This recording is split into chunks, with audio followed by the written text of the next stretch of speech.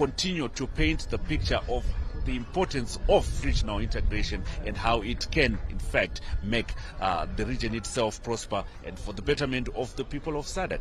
Ichokwadi Butler chauri kutaura nyaya yekusimudzirwa kwezvivakwa inokosha zvikuru ukatarisa kuti hurumende yemuZimbabwe inotungamirwa naComrade Emmerson Mnangagwa yavandudza zvivakwa zvakasiyana. Iko kutoitira musangano pano todaira kuti idonzvo rokuti dunhu reSADC rione kukosha kwekuvandudza zvivakwa vachiona zvakaitwa pano. Unofunga pavakamboya mune mimwe misangano panga kusina chinhu chakadai muZimbabwe, so vari kuuya vachiona chimwe chinhu. Yawataura nyaya yeBite Bridge, ndinorangarira President Ramaphosa naPresident Mugabe vachienda pamwe chete ku Bite Bridge border post vachiona kugadzirwa kwayo nezvakaitika. Izvino zvareruka nyange vemabhizimusi vari kutaura kuti pfuura nepaBite Bridge kwareruka nokuda kwekuvandudzwa kwebhodha iroro. Wataura zvakare nyaya yemagetsi inova nyaya inokosha mudunhu reSADC. Ukarangarira vane yavanoti Southern Africa Power Pool, zvinotaurwa kuti magetsi ava mashoma mudunhu rinori, saka zvakakosha kuvandudzwa kwechikamu ichocho kuitira kuti dunhu reSADC riwane simba remagetsi, zvichireva kuti nyaya yekushandidzana pamwe chete kuvandudza dunhu reSADC iri kutopfuurira mberi. Ndorangarira zvakare Butler kuti kunyange Namibia yakambopiwa basa rekuvandudza Hwange Thermal Power Station rimwe gore vakatangana kupanana magetsi neZimbabwe, zvichireva kuti urongwa hwekubatana kwenyika dzemudunhu reSADC huri kupfuurira mberi. Totarisira kuti pamusangano uno zvichakurukurwa zvakare kuti vangavandudze sei kubatana munyaya dzekuti upenyu nodonzo racho Butler nderekuti upenyu hwevanhu vemuSADC vanhu hureruke kubudikidza nekubatana kwenyika dzemuSADC. Absolutely, and it's not just about and it's not just Zimbabwe, but we've also seen the presidents of SADC, or presidents within SADC, are also conducting various visits to each other's countries, learning and also looking for how best they can work together. Just recently, Dr. Lazarus Chakwera from Malawi made his way to Zimbabwe from Mozambique, where he had a 2-day state visit and meeting with President Felipe Nyusi to discuss on areas of mutual cooperation. And we've seen President Emmerson Mnangagwa also going to Mozambique for state visit, and now we're also talking about the plan to moot that railway line that will see the improvement or even the enhancement of trade between Zimbabwe and Mozambique, given that, of course, they have access to the coastline that we do not have. Nimqotholelo Butler okhuluma ngalo nyakumbula ukuthi umongameli Mnangagwa wake kusikhathini esifishane esiphelileyo wahamba eMozambique bakhuluma ngendaba yethu kule dry port abafuna ukuthi bayilungise ehlanganisela eZimbabwe, iZambia labo Botswana lathi ukuthi nxa kusokuthengisa izinto phakathi kwamazwe omabili, nxa sithengisa izinto kube lula ukungena kwezinto ezivela phandle leziphumayo. Kuyindlela yokuthi amazwe eSADC asebenzelane ndawonye kumahlandla achiyeneyo. Nyaya wataura yemachipanda railway line inyaya irikhoshisa zikuru neZimbabwe kunyange neMozambique kuitira kuti kutengeserana kwenyika mbiri idzi, kutengeserana kwenyika dzemuSADC kana kuti zvinhu zvichibuda zvichipinda kureruke. Tiri kuona zvakare Butler mutungamiri wenyika Comrade Emmerson Mnangagwa vari pano chipfuurira mberi nemusangano ndo vachapiwa zvakare chigaro nhasi uno chekuvasa chigaro wedunhu reSADC. Butler ndaona vabuda mukati zvireva kuti pane zviri kuitika zvinofanira kuti zviitike pano panopindwa napo paNew Parliament Building. Tiri kuona zvakare nemakurukota ehurumende akati kuti Dr. Frederick Shava, Honorable July Moyo vose vari pano tichiona zviri kuitika pano Butler. Indeed, live images from the Parliament Building, of course, as we bring you live coverage of what is taking place here. The 44th SADC Summit, everything has led to this moment, and we find ourselves now at this place at this time for this momentous occasion. Zimbabwe, of course, takes over the chairpersonship of SADC. President Emmerson Mnangagwa will get that baton today. Zimbabwe last hosted the SADC summit. That was way back in 2014. And so he takes over the chairpersonship of SADC. We are waiting to see what is taking place. We see the president is now out of the venue and will be receiving guests in just a moment. I see the flag of Eswatini being King Mswati the third.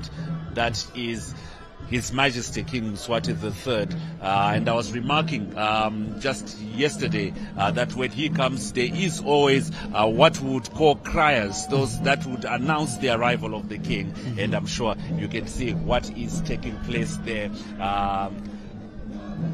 His Excellency is waiting to receive King Mswati III. Isho kwali Butler sibona ke imbongi ezihayayo nxa inkosi ke ifika, siyazibona sonke isikhathi nxa ufika uKing Mswati III, inkosi uMswati III, sibona ke imbongi senze ezikwenzayo zihaya ke zikhuluma ke ngokuthi ke ungubani, ungumntakabani, uvela ngaphi, wazalwa ngaphi, wazalwa ngubani, konke kuyabe kusenziwa ke khonapho ke siyayibona ke imbongi ke isenza ekwaziyo nxa inkosi ifika.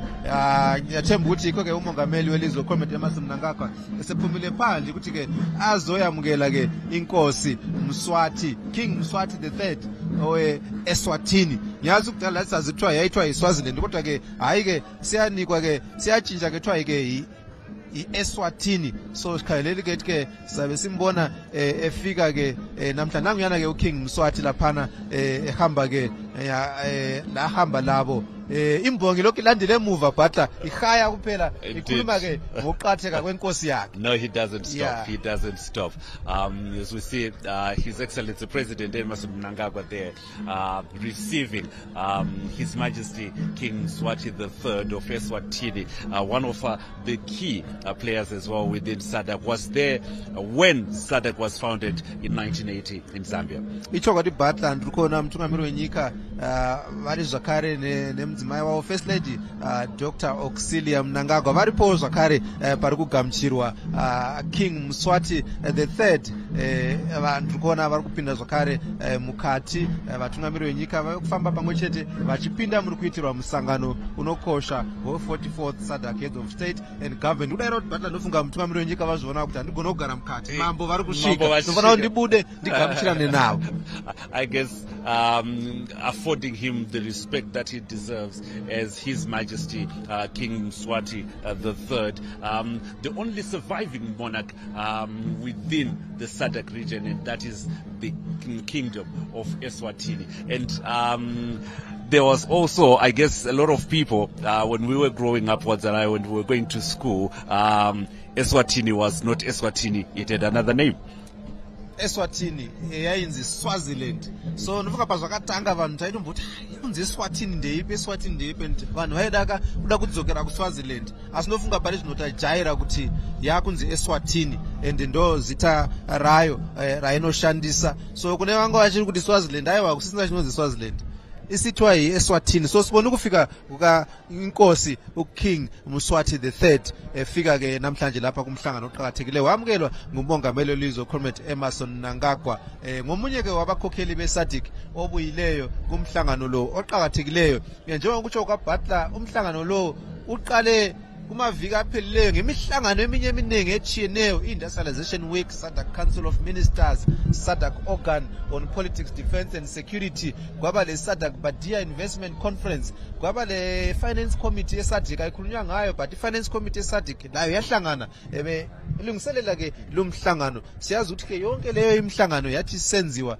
kwaye kulungiselela ilanga lanamhlanje lapho ke umongameli Mnangagwa azabe nikezwa ke ukuba ngumgcinisihlalo hlanganiso yeSADC.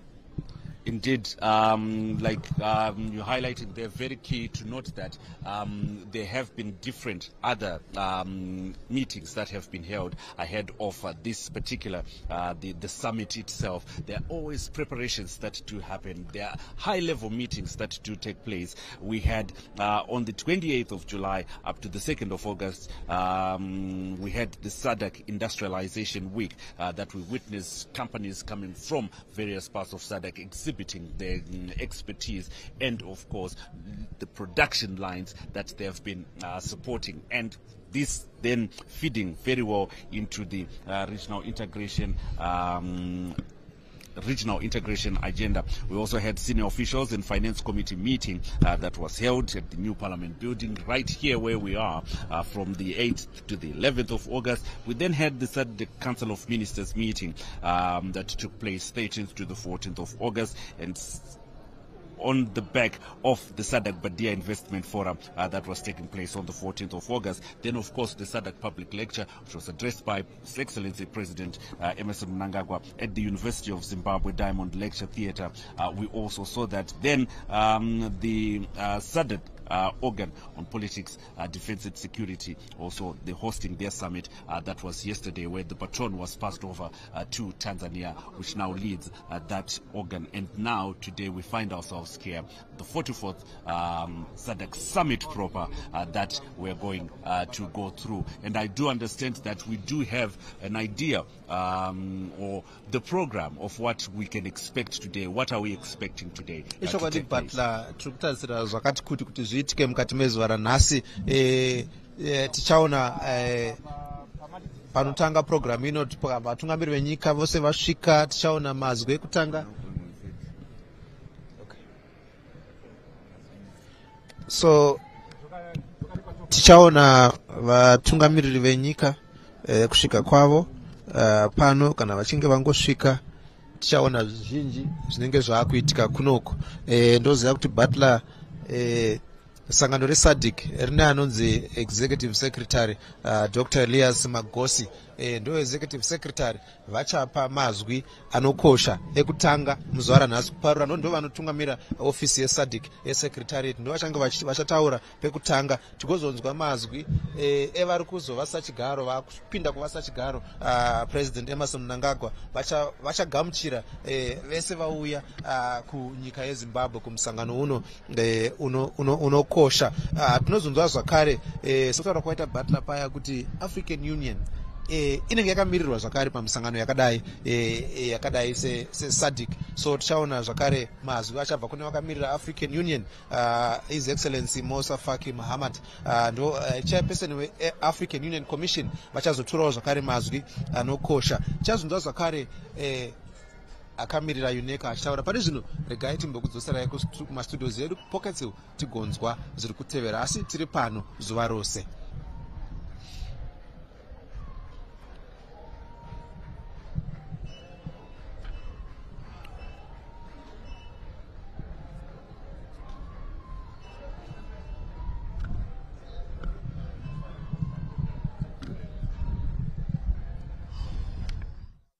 O aumento da população global, que no caso da região da SADC atingirá os 650 milhões.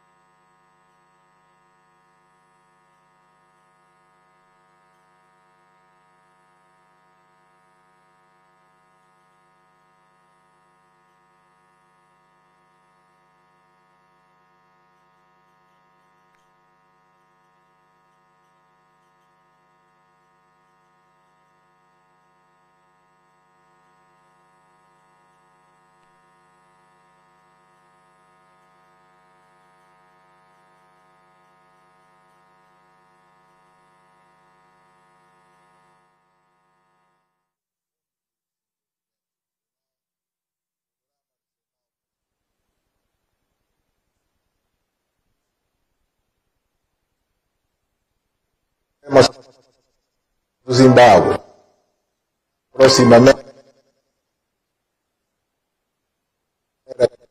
para desbloquear a oportunidade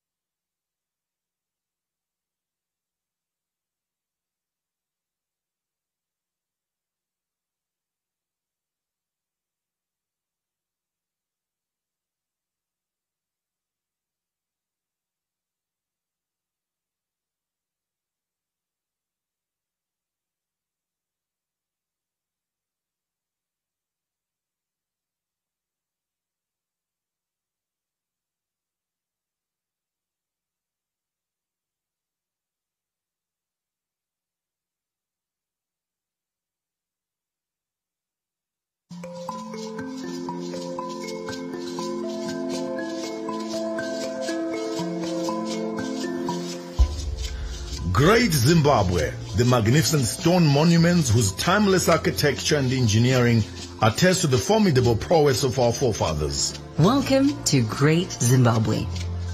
This is the cradle of our civilization. This is where the Munumtaba Kingdom emerged and straddled the greater part of the southern African region to as far as what is present-day Ethiopia. This became a major trading center for gold and ivory. A kingdom so rich that more than 25 tons of gold was handled per year here, making it the common currency used to even buy iron. The name Zimbabwe is derived from the Great Zimbabwe, Zimbabwe. The House of Stone. The country is located at the heart of southern Africa. Endowed with remarkable beauty, it boasts one of the 7 wonders of the world, the mighty Victoria Falls.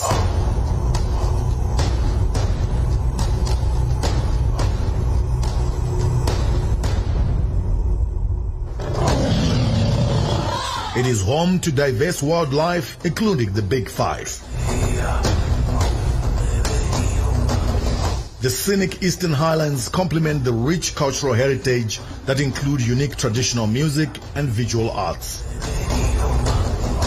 Modern-day Zimbabwe, under the astute leadership of President Dr. Emmerson Mnangagwa, has created a self-sufficient and food surplus economy. The country is working towards reclaiming its mandate of being the breadbasket of the region. From being a net importer of wheat, it is now recording surplus wheat production. The 2023 agricultural season attained a resounding record wheat harvest of more than 460,000 metric tons.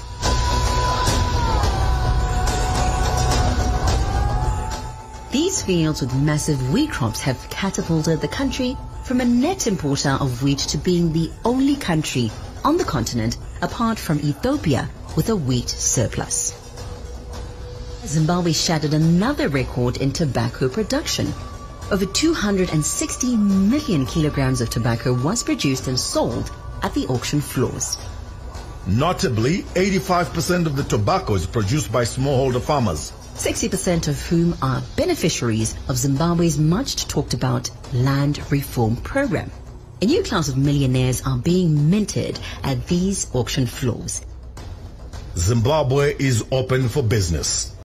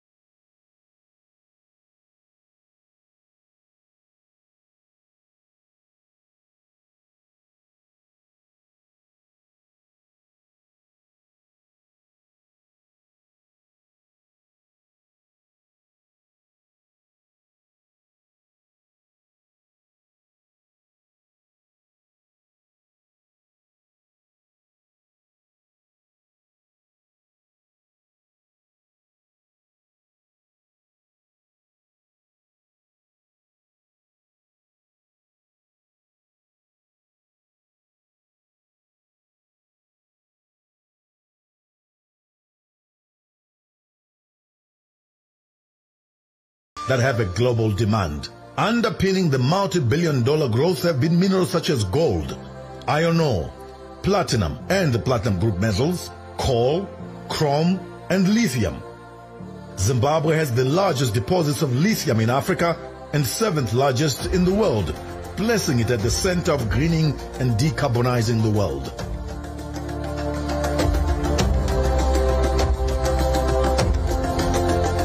Manize, a colossal $1.5 billion investment by Decent Iron and Steel, has just started production. At full capacity, 3.2 million tons of steel will come from here for the region and overseas. On the back of the Munumtaba Kingdom wisdom, Zimbabwe's central bank has launched a new currency, the Zimbabwe Gold, ZiG.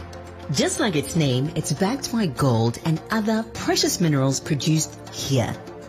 10% of all gold production, for instance, goes to the Reserve Bank of Zimbabwe as store of value for the new currency. Despite decades of illegal economic sanctions, Zimbabwe's leaders and its people have remained steadfast, waking up every morning to give their country their all. With all their negatives, sanctions have made Zimbabweans emerge in an economic class of their own.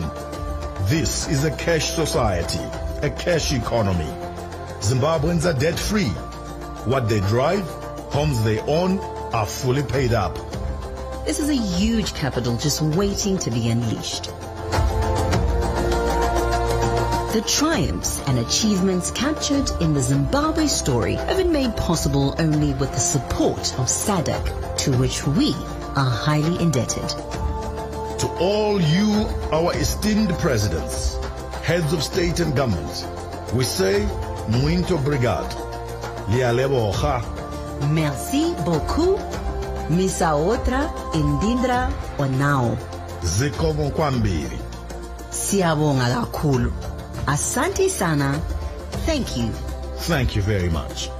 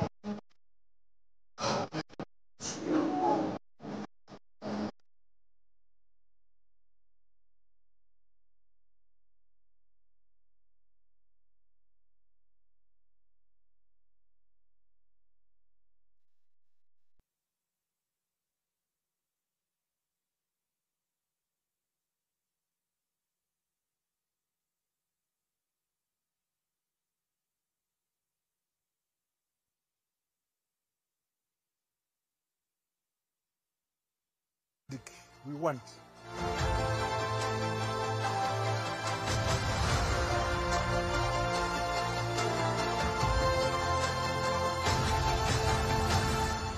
A SADC that is food secure. Investment in agriculture should be a primary objective of every SADC country. Mechanization of agriculture, smart agriculture. A SADC that promotes infrastructural development and connectivity that allows people-to-people contact. A SADC that allows industrialization and trade among our people.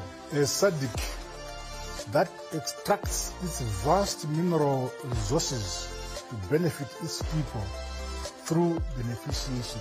A SADC that embraces its diversity and shared beauty in nature, music, and art. A SADC that invests in its young people. After all, the future is in their hands. A SADC that innovates and conquers technology. A SADC inovakwa neve vayo. SADC yakiwa na vanikazi vayo. SADC is built by none but ourselves. Let's build the SADC we want. You, me, all of us. SADC united and stronger together. I am ED, the President of the Republic of Zimbabwe.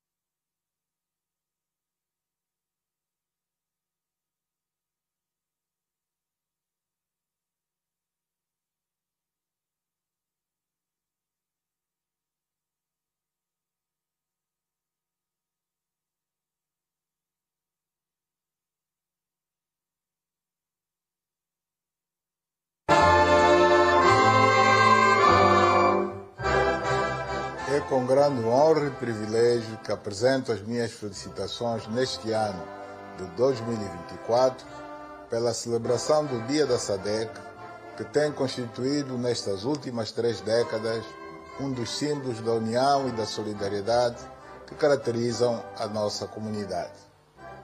Ao apreciar a nossa evolução como organização, ao longo de pouco mais de 30 anos, é imperioso que nos congratulemos pelo caminho que percorremos juntos, desde os anos 1980 até hoje, em que a SADC se revelou uma plataforma incontornável de defesa do nosso direito comum à liberdade política, econômica e social, alicerçada numa forte solidariedade desenvolvida por força dos imensos desafios que temos vindo a enfrentar ombro a ombro.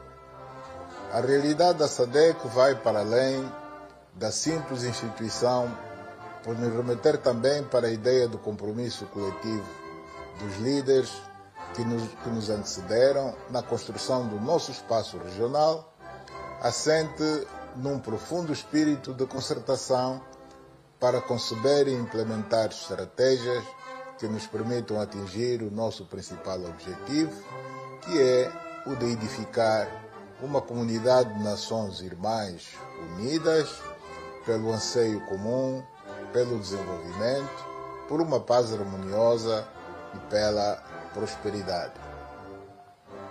Ao longo da nossa história, fomos superando obstáculos diversos, sempre unidos pela ideia compartilhada de que sem uma firme solidariedade entre nós, ficaríamos aquém das nossas perspectivas e das conquistas possíveis em todos os domínios, na base do nosso grande potencial. Possuímos uma memória comum, rica de acontecimentos marcantes, em que sobressaíram sempre os sacrifícios consentidos para atingirmos o patamar em que hoje nos encontramos, cientes de que a nossa margem de progressão quase não tem limites. Evoluímos dos países da linha da frente, a nossa fonte fundacional, para a organização consistente que somos hoje, constituída por 16 Estados, que unidos desenvolvem um papel relevante e pertinente em conjugação entre todas as suas forças vivas para enfrentar em conjunto os desafios cada vez mais complexos do século XXI, tendo como baluarte a sua juventude, que constitui o seu patrimônio mais precioso. Cientes desta evidência, foi com a preocupação de assegurar uma continuidade e consistência estratégica dentro da nossa organização que no ano passado propusemos o tema Capital Humano e Capital Financeiro, os principais fatores para a industrialização sustentável na região da SADC, com o objetivo de nos debruçarmos sobre esses eixos interdependentes e essenciais para a edificação de uma industrialização regional que queremos integrada, competitiva e sustentável. Unir estes dois fatores requer o nosso esforço permanente, focado num investimento massivo e qualitativo na educação e na formação, para dotar os nossos jovens não só de competências profissionais, mas também e, sobretudo, de ferramentas para poderem lidar com a preocupante polarização num mundo mais conectado e numa fase global de transição que abarca aspectos de ordem econômica, ambiental, política e social. É nossa convicção de que um verdadeiro ensino deverá focar-se muito mais no despertar das consciências do que na simples acumulação do conhecimento. À luz da nossa determinação em não pouparmos esforços para continuar a industrializar a nossa região, será necessário continuarmos a advogar, todos juntos, por uma alteração da arquitetura financeira internacional, de modo a que os nossos países, seja de maneira coletiva ou individual, beneficiem de um acesso mais justo aos mercados financeiros, o que permitiria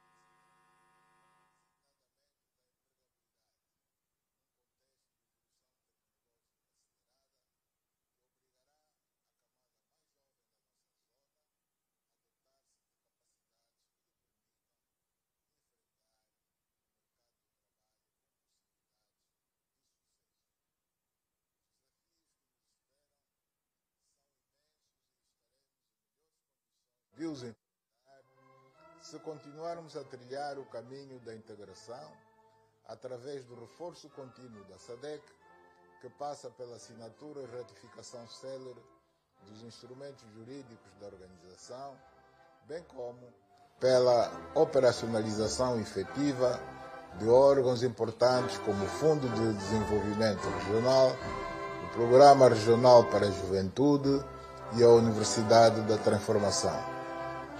Estou convicto de que o tema escolhido pela República do Zimbábue, que assumirá proximamente a presidência da nossa organização, promover a inovação para desbloquear oportunidades de crescimento econômico sustentado e de desenvolvimento rumo a uma SADC industrializada, constituirá uma força motriz no asseguramento da continuidade do nosso esforço para construir um setor industrial dinâmico e moderno.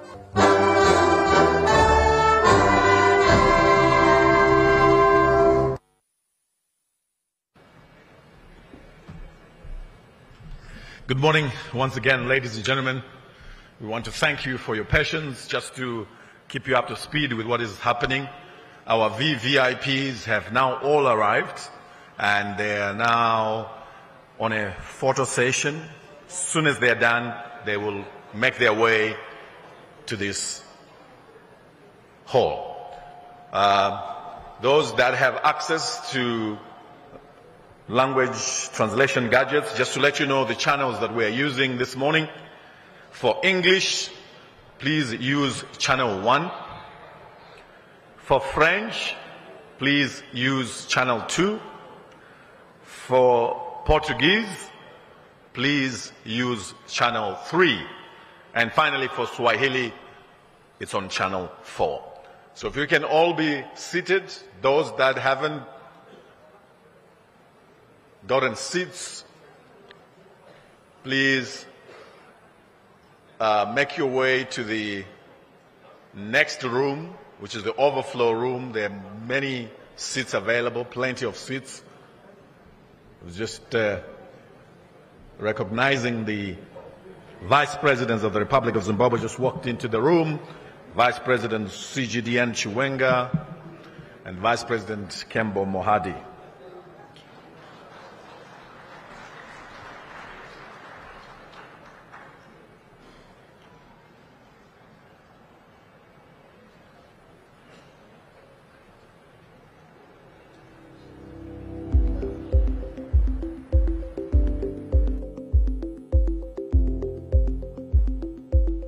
Imagine uma região pacífica, inclusiva, competitiva, de rendimento médio-alto e industrializada.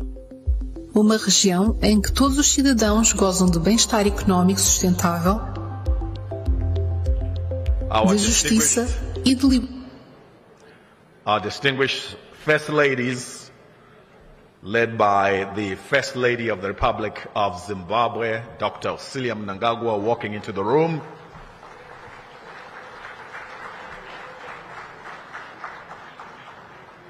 Just to let you know, distinguished delegates, our VVIPs have just finished the photo session. Any minute, they will be walking into the room. We will ask that you all stand up when they walk into the room. We will let you know when that is happening. And then they will remain standing. Then the national anthems, the SADC anthem as the AU anthem, will be sung by the beautiful voices of the Chitungwiza Harmony Singers and the St. Mary's High School Choir.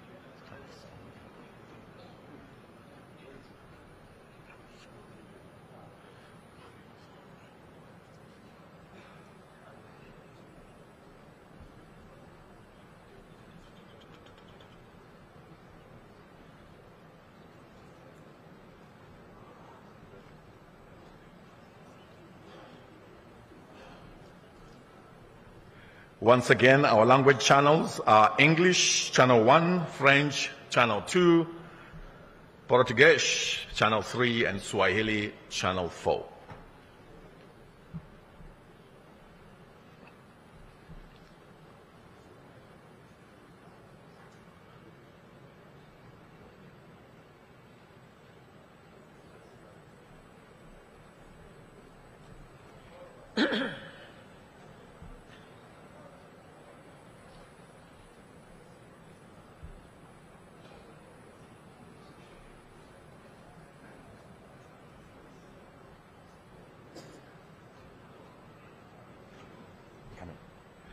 Ladies and gentlemen, may we all stand for the arrival of His Majesty, the Excellencies, Heads of State and Government into the hall.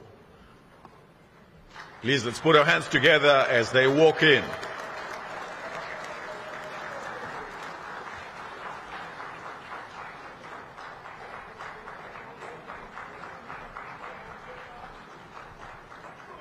Your Excellencies, if we can remain standing.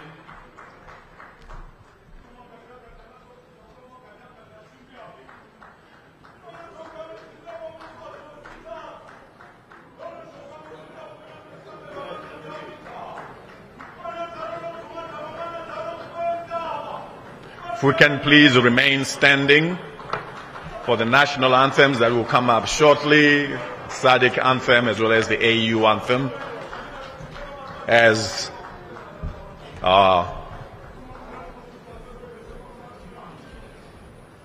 VVIPs all walk into the room.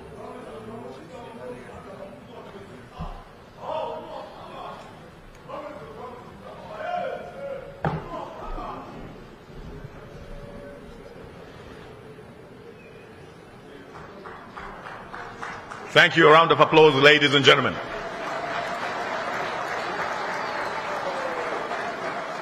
Thank you. Thank you very much. Let's remain standing, and I now invite the Chitungwiza Harmony Singers and the St. Mary's High School Choir to give us first the Zimbabwe National Anthem, the SADC Anthem, and finally the AU Anthem.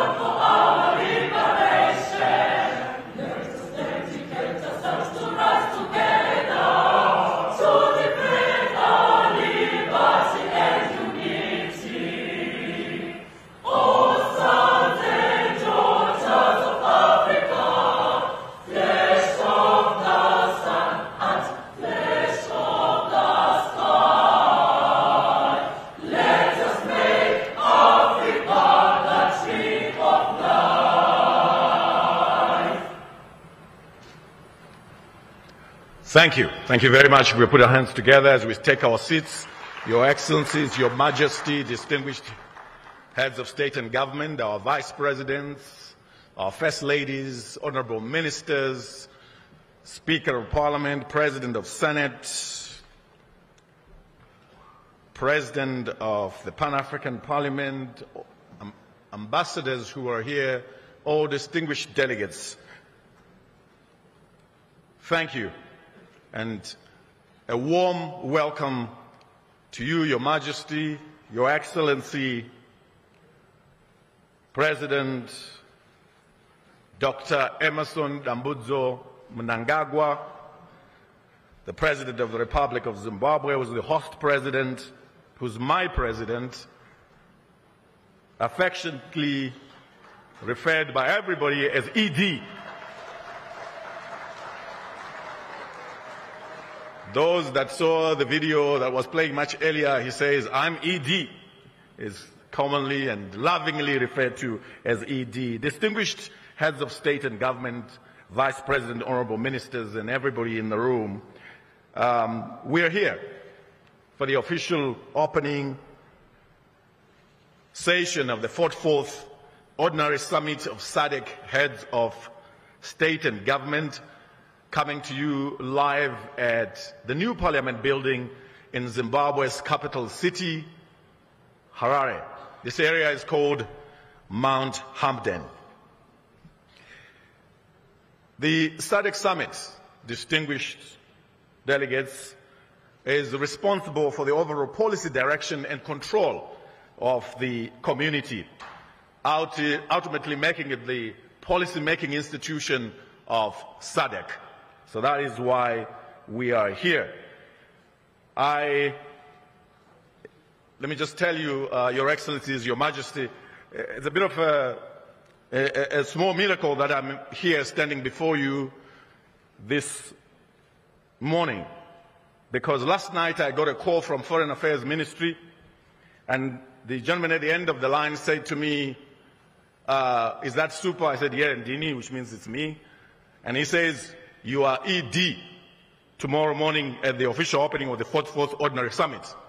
I said, what? He said, you are ED. I just told you our president is affectionately referred to as ED. So, obviously, after realizing that there's a bit of a shock on the other side of the line, he says, no, you are ED, Events Director.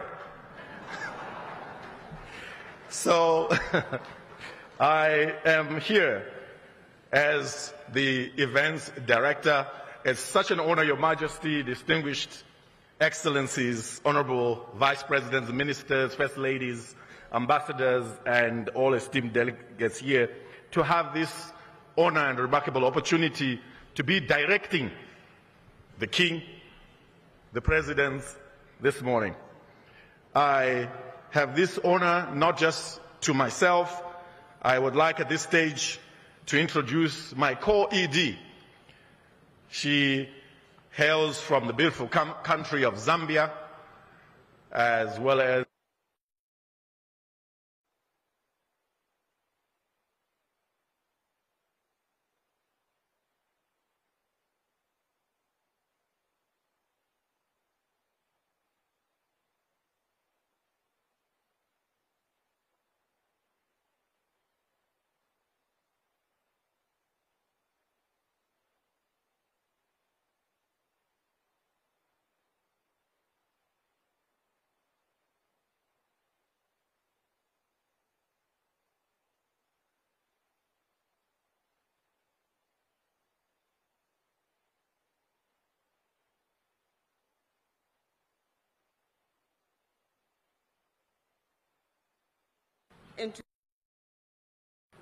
in Windhoek, Republic of Namibia.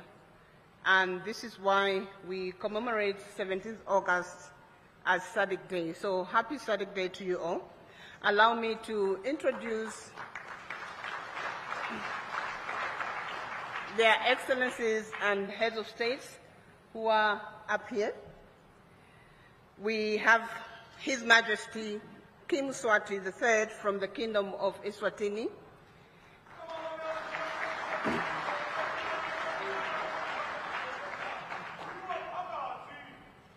His Excellency João Manuel Gonçalves Lorenzo, the President of the Republic of Angola and Chairperson of SADC. His Excellency Dr. Emerson Dambuzo Mnangagwa, the President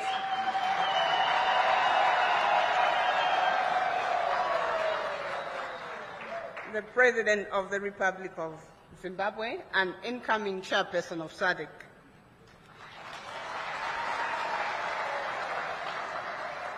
We have Her Excellency Dr. Samia Suluhu Hassan,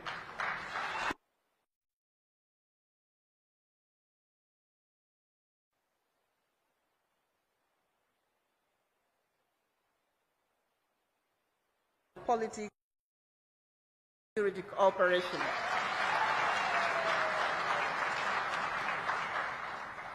She's female, we need another applause.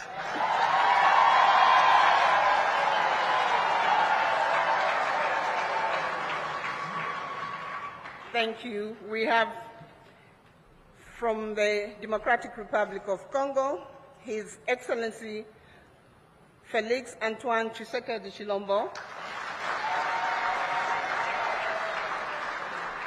the President and outgoing Chairperson of SADC. The Republic of Namibia, we have His Excellency Dr. Nangolo Mbumba, the President and outgoing Chairperson of the SADC Organ on Politics, Defense and Security Cooperation. Republic of Malawi, the home heart of Africa, we have His Excellency Dr. Lazarus Makavi Chakwera.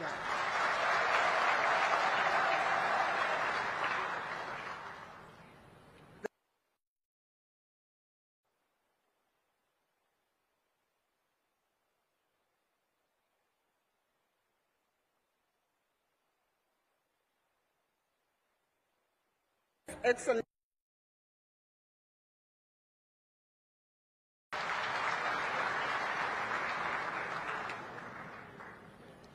My apologies, he's not here yet, but he should be joining us. Republic of Botswana, we have His Excellency Dr. Mkwesi Kiabeswe Masisi. Republic of Madagascar, His Excellency Andri Nirina Rajolina.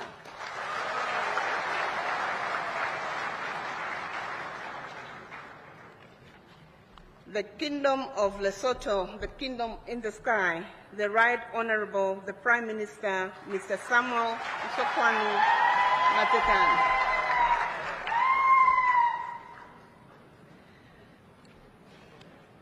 The Republic of Mauritius, we have the Deputy Prime Minister Honorable Louis Stephen Obegadi. The Republic of Zambia is represented by Honorable Mulambo Haimbe, State Council MP, Minister of Foreign Affairs from the Republic of Zambia.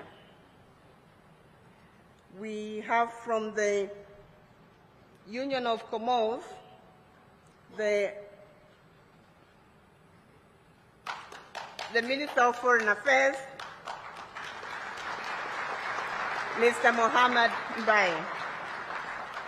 Last but not the least, from the head of states and government representatives, we have His Excellency Ambassador Claude Morel, Special Envoy of the President of the Republic of Seychelles.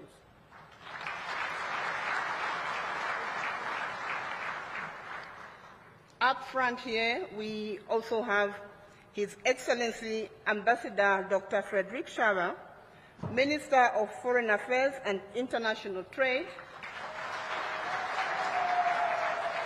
of the Republic of Zimbabwe, but also the chairperson of the SADC Council of Ministers.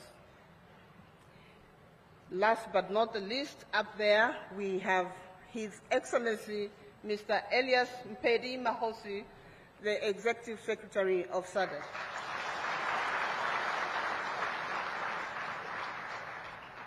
In our midst, we also have the representatives from the United Nations Economic Commission for Africa, His Excellency Clever Gatete, who is the Under-Secretary General and Executive Secretary of UNECA.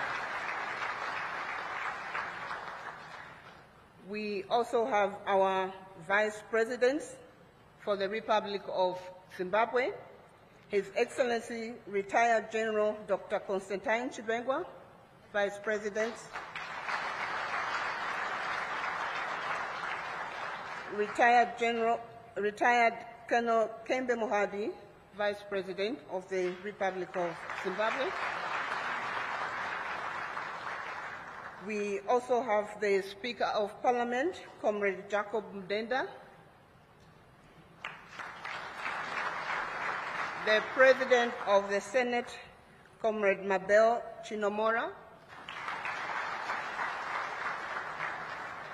We also have representatives from the international and continental and regional organization. I won't mention them by name, but we have the President of the Arab Bank of Economic Development for Africa, Badia.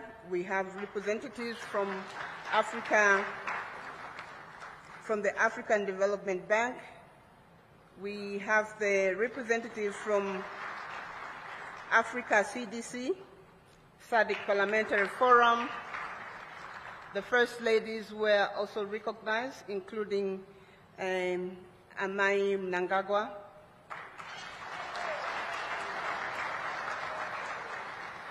And all SADC citizens who are here, our members of the diplomatic community, ICPs, who are represented here, you are all welcome to this 44th SADC Summit of Heads of State and Government.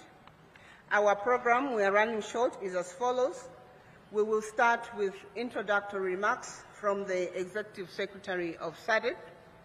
Thereafter, we will have a welcome speech from our host president here, and we will tell you about the rest of the program.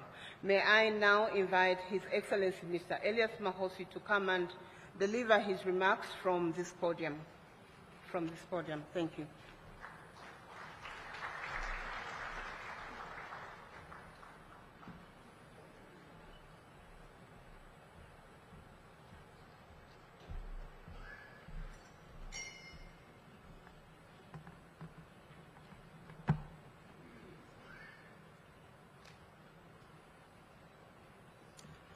Thank you very much,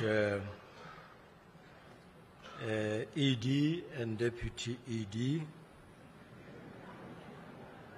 I hope we don't have any ambitions of being the other ED, but it's good to dream. Your Majesty Kim Swati III of the Kingdom of Eswatini, Your Excellency João Manuel Gonçalves Lorenzo, President of the Republic of Angola and the Chairperson of SADC, Your Excellency Dr. Emerson Dambuzo Mnangagwa, President of the Republic of Zimbabwe and incoming Chairperson of SADC, and our host of the 44th SADC Summit of Heads of State and Government, Your Excellency Felix Anton Tshisekedi Chilombo, President of the Democratic Republic of Congo and the outgoing Chairperson of SADC, Your Excellency Hakainde Hichilema, President of the Republic of Zambia and the Chairperson of the SADC Organ on Politics, Defense and Security Cooperation, Your Excellency Dr. Samia Suluhu Hassan, President of the United Republic of Tanzania and the incoming Chairperson of the SADC organ, Your Excellency Dr. Nangolo Mbumba, the President of the Republic of Namibia and the outgoing Chairperson of the organ, Your Excellencies, Heads of State and Government, or your representatives or their representatives, Your Excellency General Retired Dr. Constantino Chiwenga, Vice President of the Republic of Zimbabwe, Your Excellency Colonel Retired Kembo Mohadi, the Vice President of this great republic, Your Excellency Ambassador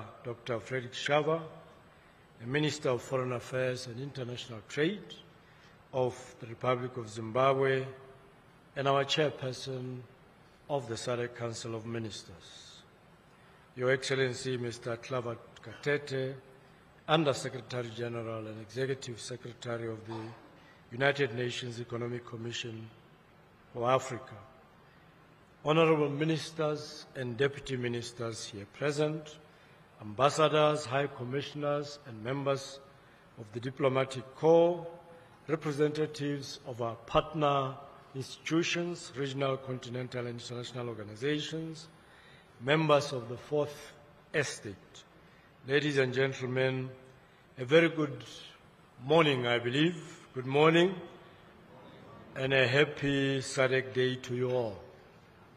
The 17th. Your Excellencies, it is an honor and privilege to stand before you today to deliver the introductory remarks at this 44th Ordinary SADC Summit of Heads of State and Government.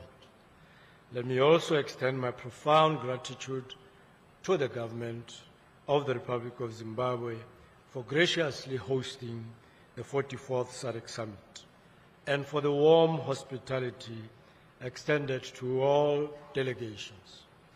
The excellent arrangements for this summit and all preceding meetings is testament to the commitment of the government of Zimbabwe to the ideals and aspirations of SADC. Your Excellencies, the 44th SADC Summit is held under the theme Promoting Innovation to Unlock Opportunities for Sustained Economic Growth and Development towards an Industrialized SADC. This theme takes us further on a transformative journey towards industrialization, which started right here in Zimbabwe through the directive of the 34th SADC Summit to place industrialization at the core of the SADC regional agenda. The theme provides a unique opportunity to shape the future of our region and the steps we must take to accelerate progress on our industrialization agenda.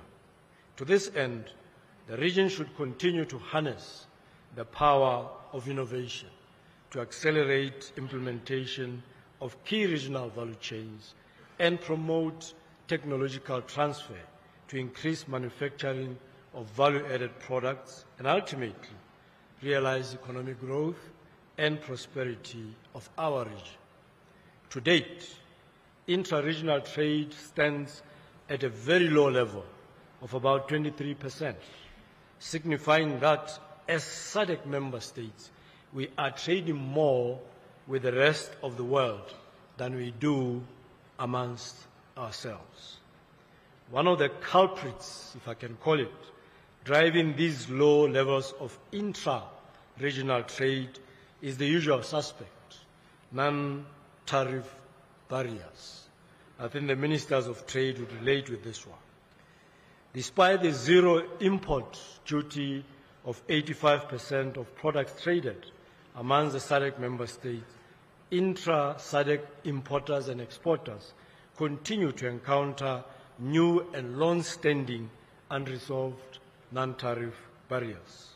It is therefore imperative to rededicate our collective efforts to implement measures to reduce these barriers and promote intra-regional cooperation and integration. The benefits of an enlarged regional market to the SADC economy and citizens cannot be overemphasized. Our collective market of approximately 389 million people and a combined gross domestic product of about US $841 billion provides an enormous potential for trade and investment opportunities as well as economic growth. In our quest to facilitate enhanced inter-regional trade within our community, your Secretariat is compiling, as we speak, information to produce a list of what we call top 10 exports and imports of SADC member states, and on what the region trades with the rest of the world. This will be used to develop strategic interventions and actions to improve access to markets within our community and to facilitate improved intra-regional trade within the region. I am hopeful, Your Excellencies, that the completion of this exercise will produce declarations on how we will trade going forward and reverse the 23%. The status quo is not ideal in my view, and we must change without delay.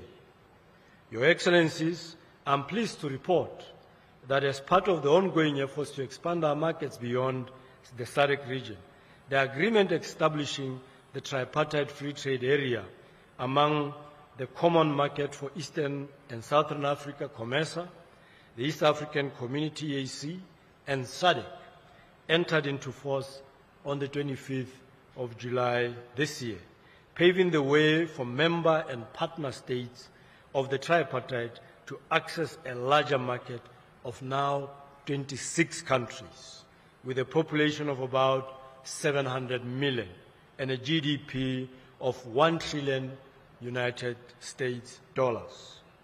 As the chairperson of the tripartite task force, I have already notified all the tripartite member and partner states about this positive development, which is a key milestone in the promotion of intra-Africa trade and enhancement of economic integration in the tripartite area.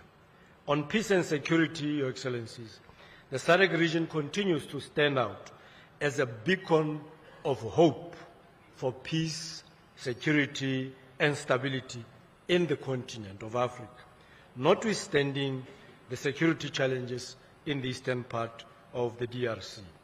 Our region remains resolute towards finding lasting peace and security in the DRC. Last year, we deployed the SADC mission in the DRC to support the government to restore peace and security following an increase in conflicts and instability caused by the resurgence of armed groups. This mission should complement ongoing diplomatic processes, namely the Luanda and Nairobi processes, which aim to bring all concerned parties to the negotiating table to find a lasting solution to the conflict. Regarding the security situation in Mozambique and following the deployment of the SADC mission in the country since July 2021, I wish to report, Your Excellencies, that the mission was successfully concluded on the 4th of July this year, and that the security situation in Cabo Delgado is better off than it was prior to the mission's deployment. Through SAMIM, we succeeded in facilitating humanitarian assistance, controlling radicalization and indoctrination, and in protecting public infrastructure, thus restoring essential public services. In collaboration with the government of Mozambique and other partners, the region has created a secure environment, allowing the return of over 600,000 of the 1.2 million internally displaced persons to their places of origin. Allow me to express our sincere gratitude to His Excellency President Hakainde Hichilema, the chairperson of the SADC organ, for his unwavering commitment for sustained peace and security in the region. Under his leadership, our region has taken concrete steps to foster cooperation, to consolidate peace, security, and stability, and in particular to highlight one, unlocking the levers to drive the reform process in the Kingdom of Lesotho. Similarly, I wish to thank the SADC chairperson, His Excellency President João Manuel Gonçalves Lorenzo, for leading the Luanda process in his capacity as the African Union champion on peace and reconciliation in Africa.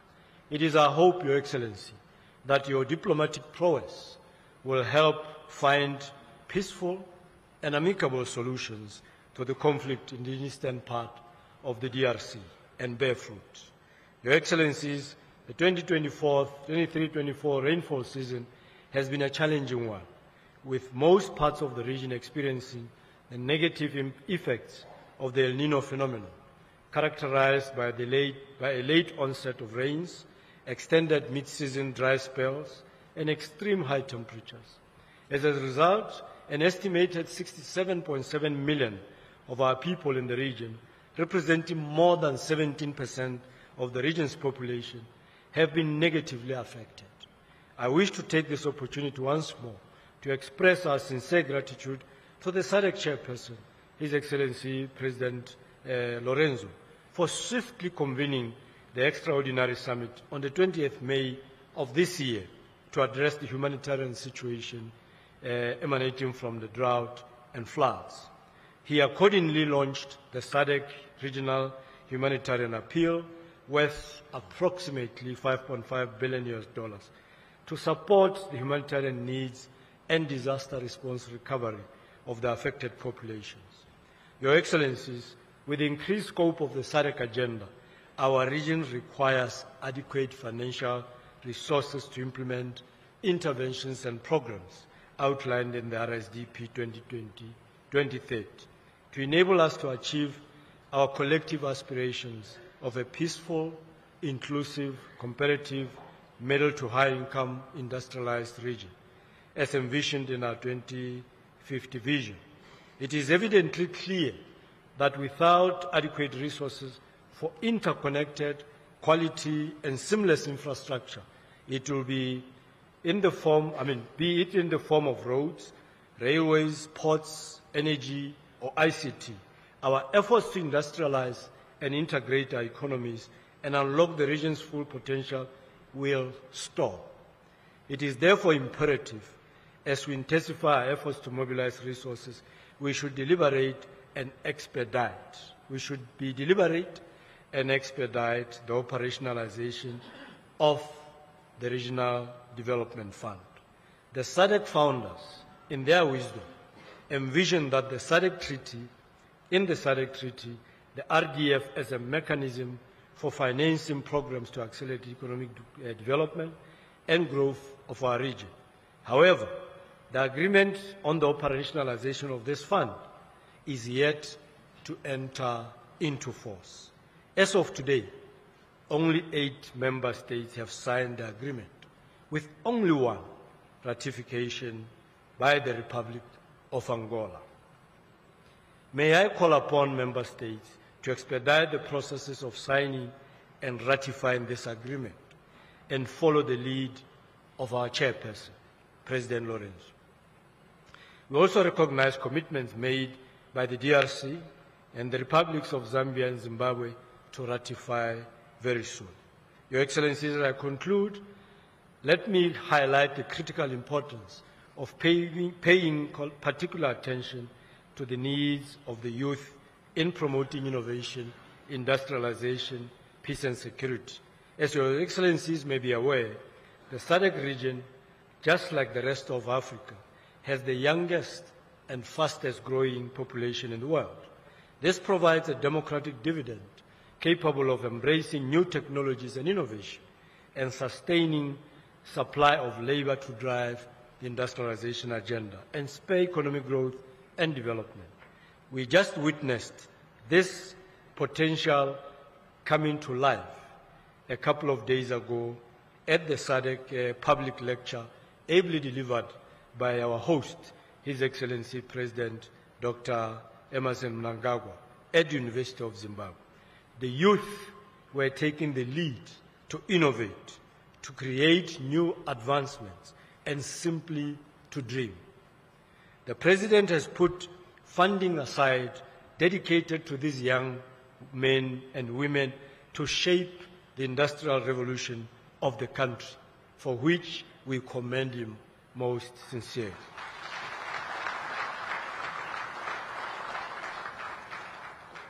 Your Excellencies, we can all learn from this initiative and possibly ignite the bigger revolution in our region.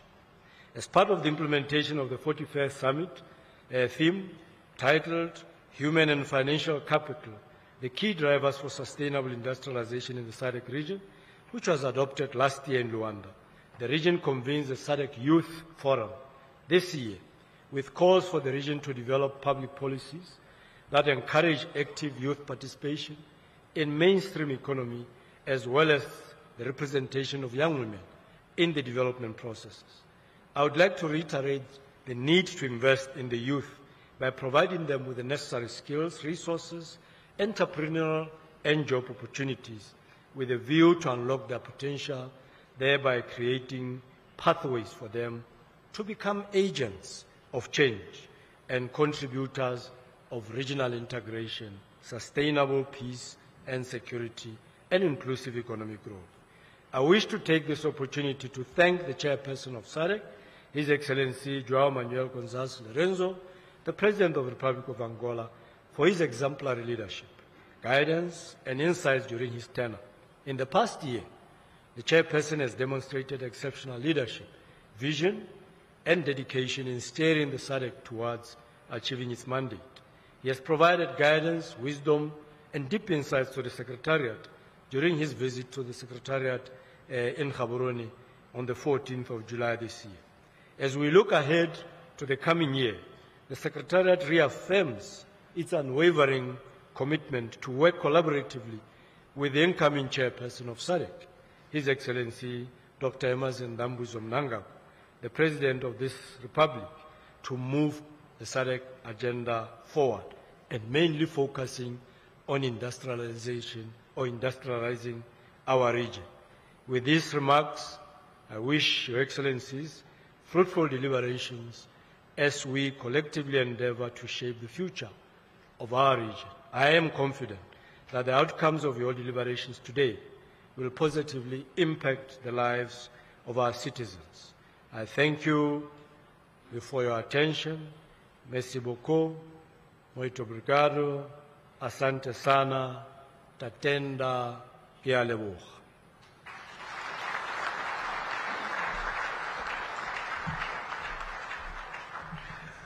Thank you, ladies and gentlemen. Another round of applause for the SADC Executive Secretary, His Excellency Mr. Elias Magosi. At any point of SADC life, the Executive Secretary comes from any of the member countries. For those who don't know, our Executive Secretary is from the beautiful country of SADC called Botswana. Your Majesty, Your Excellencies, distinguished ladies and gentlemen, please allow me to bridge the flow of the program to introduce a proud citizen of SADC, one that we are also very proud of in the region. He is the president of the Pan-African Parliament, and he is none other than Chief Fortune Charumbira.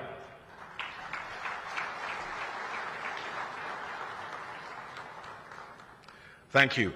Just to advise again those that are using language translation gadgets, our channels are as follows. English is on channel 1, French is on channel 2, Portuguese is on channel 3, and Swahili is on channel 4.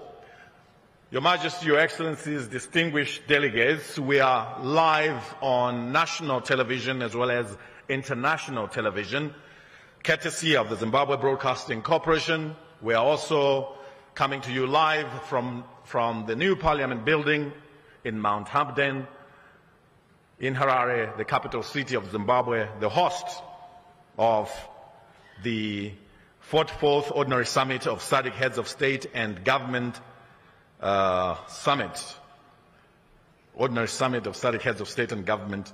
And those who are on social media or would like to catch us on social media, we are on ZBC News Online, the Facebook page, the SADC Facebook page,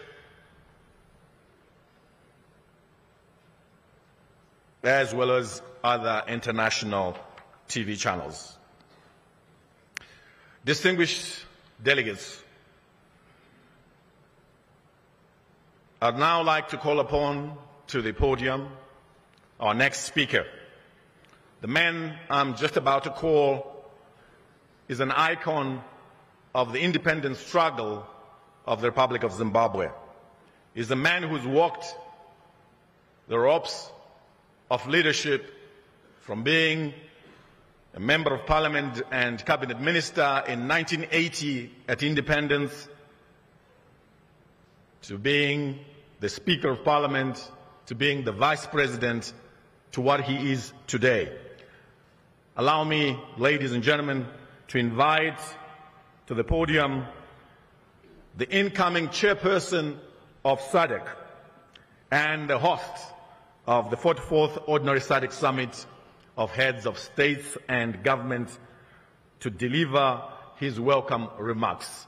Please put your hands together for His Excellency, Dr. Emmerson Dambudzo Mnangagwa, the President of the Republic of Zimbabwe.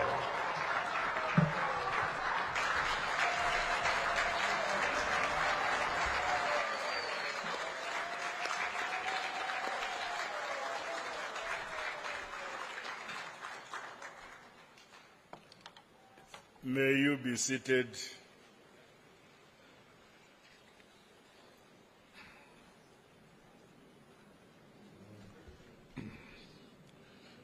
The First Lady, my Dr. Mnangagwa,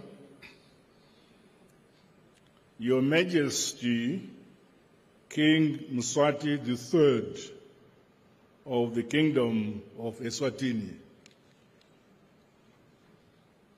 Your Excellency, João Lourenço, President of the Republic of Angola and Chairperson of SADC, Your Excellency, my dear young brother, Felix Tshisekedi, President of the Democratic Republic of Congo and outgoing Chairperson of SADC,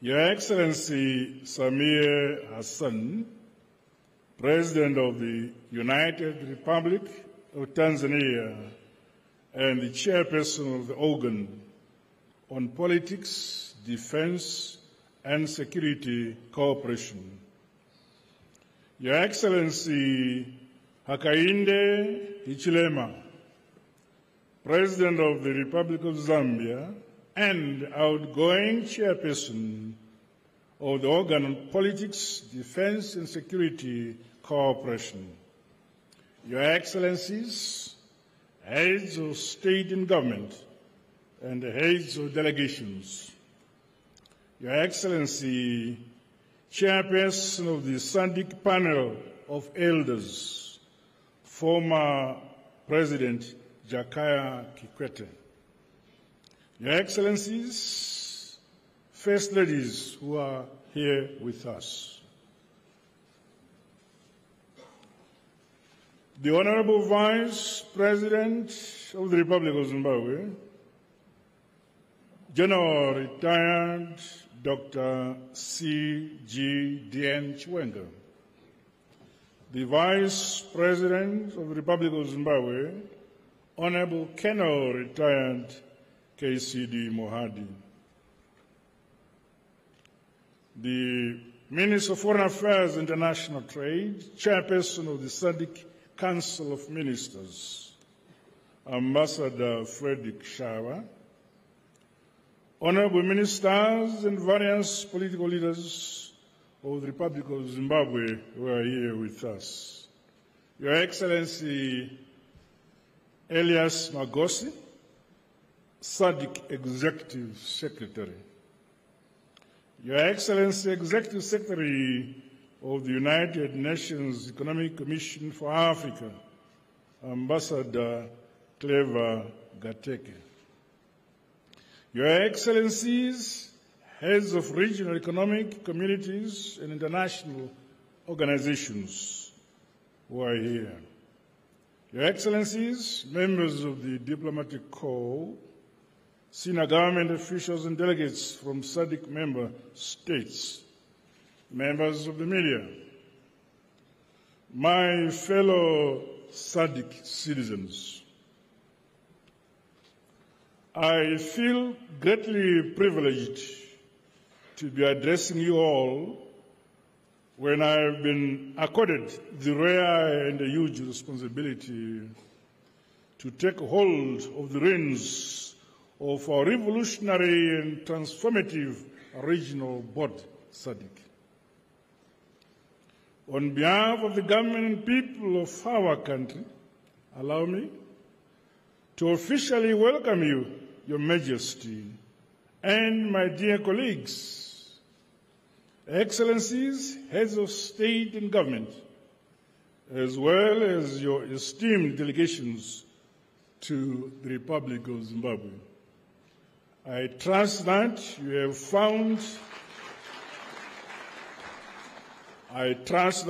found available facilities perhaps comfortable.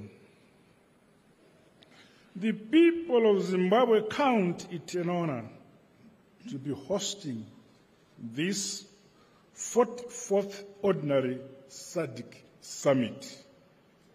And we treasure your gathering here in the land of the great Emperor Munumtapa.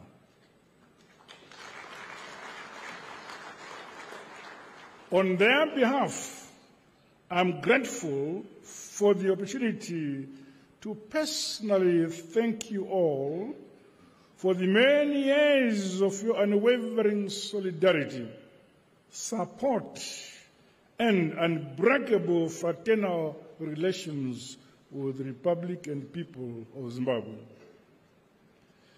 This has been against the continuing heinous sanctions imposed on our motherland, Zimbabwe, by some Western countries. We are aware that various forms of undue pressure may have been exerted on you over the years to abandon us. Yet you have remained resolute in the true spirit of our liberation wartime mantra that an injury to one is an injury to all.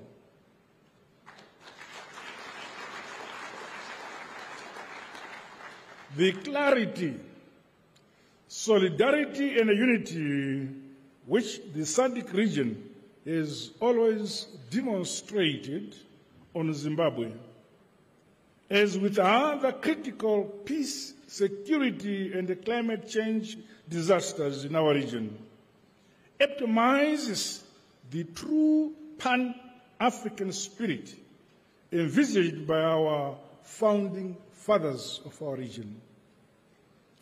As the people of Zimbabwe, today we once again say thank you, thank you, thank you, SADC, for bearing with us the burdens imposed by the last 24 years of illegal sanctions imposed our country because we claimed our land. Today also marks the SADC Day anniversary.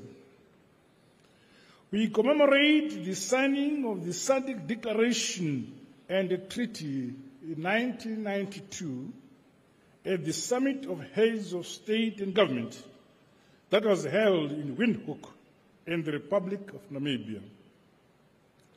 The historic birth of SADC ushered an era of marked transformation in the region, from a past characterized by segregation and a brutal racial oppression to the present, where we enjoy peace, security, and prosperity in our respective countries. Indeed, since its inception, SADC has enabled the integration and has improved the quality of life of our peoples. The government and people of Zimbabwe are humbled to join you, Your Excellencies, and your esteemed delegations in celebrating these milestones we have achieved.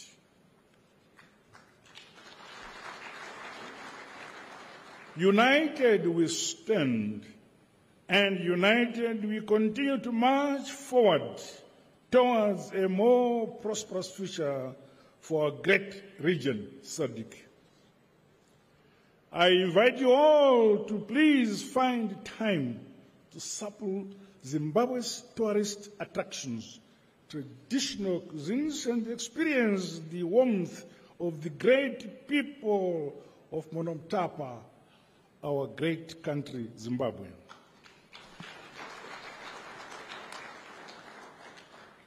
With these remarks, I welcome you all to Zimbabwe, the world of wonders and opportunities. I don't know whether that's true. Feel at home away from home. God bless you all. I thank you.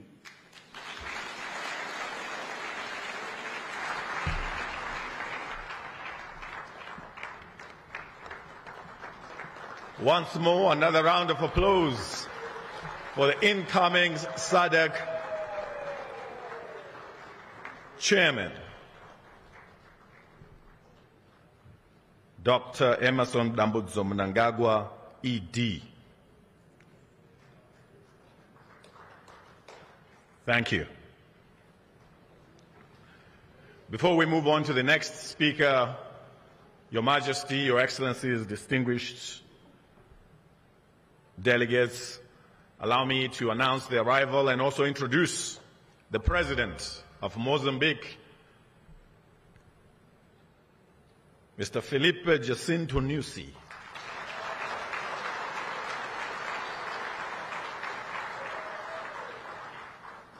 Thank you, Your Excellency. At this juncture, I'd like to invite to the podium the Under-Secretary General and Executive Secretary of the United Nations Economic Commission for Africa to make a statement. Please welcome His Excellency Clever Gatete.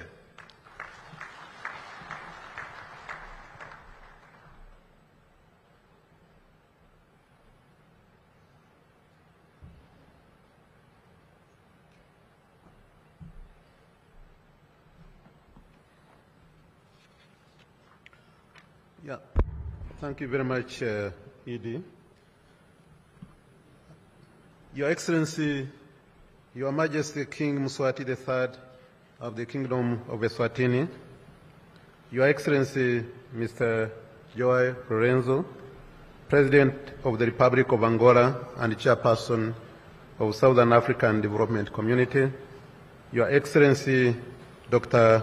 Emerson Kambuzo Mnangagwa, President of the Republic of Zimbabwe and incoming Chair of SADC, Your Excellencies, Heads of State and Government present here, all protocols observed, Mr. Elias Magosi, Executive Secretary of the Southern African Development Community, honorable ministers here present, distinguished delegates, ladies and gentlemen. It is an honor to address the 44th SADC Summit of Heads of State and Government on the theme of promoting innovation to unlock opportunities for sustained economic growth and development towards an industrialized SADC. I want to start by conveying my gratitude to the government of Zimbabwe for the generous hospitality as the host of this August event here in Harare. I also wish to thank the heads of state and SADC for this opportunity to deliver my inaugural address in my capacity as the Executive Secretary of the United Nations Economic Commission for Africa. Excellencies, distinguished delegates, we are meeting at a time when our continent is facing major challenges, especially financing, security, soaring debt crisis, and climate change. Sovereign debt in Africa currently stands at over $1 trillion, causing severe fiscal stress, with more than 1 in 3 countries in or at high risk of debt distress. This is also happening when long-term concession of finance, official development assistance, and foreign direct investments are declining. In addition, climate change is eroding 5% of GDP on average on an annual basis. Actually, last year for Mozambique, it cost them 15% of their GDP. These impacts are quite evident in the SADC region. That's why we're working on an African position on the reform of the global financial architecture so that Africa's needs are taken into account at the next month's Summit of the Future and the 4th Financing for Development Conference that will take place next year in Spain. Excellencies, distinguished delegates, there are no clear solutions. We have no choice but to look inward for homegrown solutions, including domestic resource mobilization and innovative financing for climate to sustain our development. And SADC can be a leader on this imperative. The region is home to most of the world's gold, copper, cobalt, lithium, chromium, graphite, platinum, and possesses significant livestock and agriculture endowments. 4 key areas offer SADC innovative and scalable solutions. One of them is the development of the regional value chains, and this is possible in the whole of SADC region. Regional agglomeration remains a ticket to sustainable industrialization because fragmented approaches will not generate the jobs we need, nor will it reduce poverty and inequality. Indeed, following our recent visits to Botswana, Namibia, and Ethiopia to study the beef and leather value chains, we have concluded that all of the SADC offers enormous potential to increase export markets within these sectors. That's why we partnered with the Arab Bank for Economic Development in Africa, BADEA, who have now approved grant financing for a feasibility study in the beef sector for Botswana that will be conducted by ECA, working closely with SADC Secretariat and partners. This will be replicated to other SADC member countries. We also plan to do similar work for the leather sector. In tandem is the energy regional value chain. We must approach energy solutions from a regional perspective to have significant impact. For example, SADC is using only 1% of the solar and wind energy potential. This means that SADC can be a continental energy provider with the development of this value chain alone. Excellencies, distinguished delegates, the second area of opportunity is food security. There is no reason why Africa should import food to the tune of over $120 billion per year when SADC can be Africa's breadbasket. This is also why we are embarking on the establishment of the Zambia-Zimbabwe Common Agro-Industrial Park, again working with Badeya, who have also approved grant financing for a study to move forward with this initiative. I'm glad that the president of Badeya himself is here in the room with us. Thank you very much. This is not just critical for SADC, but for the whole of the African continent. Thirdly is the minerals development. Our critical minerals can deliver fair and inclusive prosperity. Our fundamentals for the agenda are stronger than anywhere else in the world. But our window of opportunity is closing. We are using our study on the DRC Zambia Electric Battery Initiative as a proof of concept that we can and should drive mineral beneficiation, and we are working on a roadmap to translate this into a reality that will allow expansion to other minerals such as diamond. Finally, we must leverage technology. Our work with Botswana on the Lobu small stock farm shows the benefits of using smart agriculture technologies for climate change adaptation. With the right investments, we can scale up innovations like this, and not just in the agriculture sector, but in health, education, finance, transport, and many more others. ECA is now developing a platform that showcases innovations across the continent which can be accessed by all countries. This was one of the requests by member states at our last conference of finance ministers in March this year in the beautiful Victoria Falls. This year's conference of ministers of finance, planning, economic development, and governors of the central bank is chaired by the finance minister of Zimbabwe. These, notwithstanding, significant investments and critical infrastructure development is needed to unlock these opportunities. Governments alone cannot do this. The private sector can play its part with the right incentives and de-risking mechanisms. For us at ECA, we are working closely with the African Development Bank and regional partners to enhance de-risking mechanisms that promote successful public-private sector partnerships. Distinguished delegates, ladies and gentlemen, as I conclude, let me emphasize that the impetus for rapid industrialization is not simply a question of convenience. It's a matter of absolute necessity. Homegrown solutions can help us address today's complex challenges. We are here because we believe we can do it.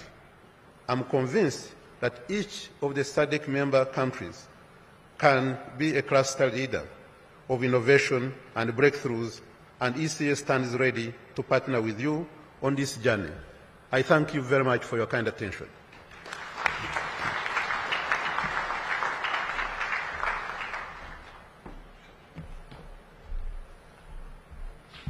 Another round of applause, ladies and gentlemen.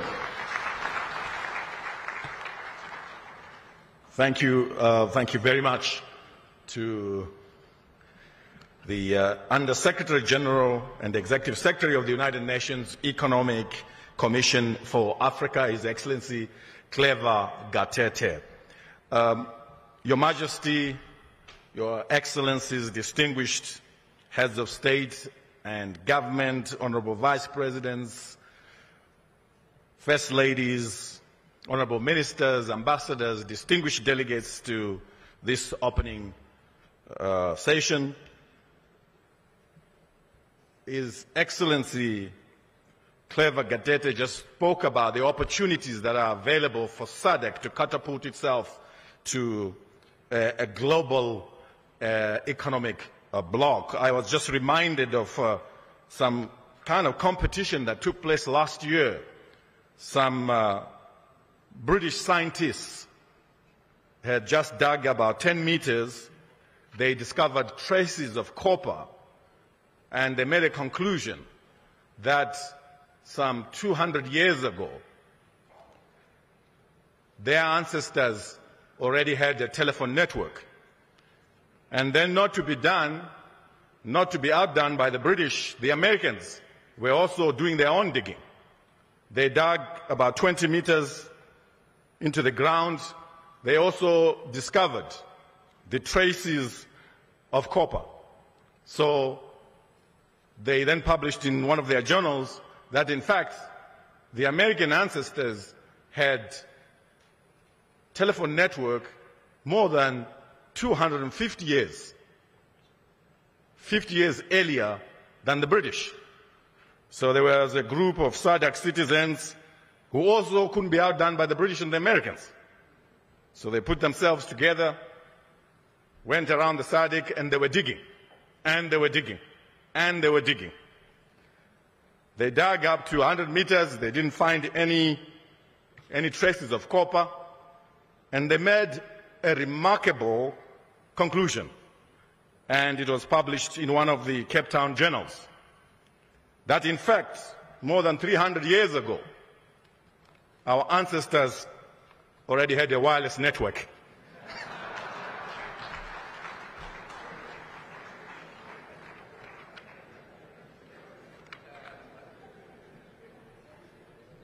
So we do have a very good foundation to start from. Distinguished ladies and gentlemen, I would like to move on with the program, and just to remind those that are watching, we are live from the new Parliament building in Mount Abden, the capital city of Zimbabwe, the host of this year's SADC Summit. It is tradition within SADC that a new president within the family must come forward and address the summit. So we do have a new president in our midst, and I'd like to invite him to take to the podium and address the 44th Ordinary SADC Summit. He's doing this for the first time. Distinguished delegates, allow me to invite the President of the Republic of Namibia to come to the podium and deliver his maiden statement to the 44th Ordinary SADC Summit. His Excellency Nangolo Mbumba, please proceed to that one that is reserved for distinguished delegates like yourself.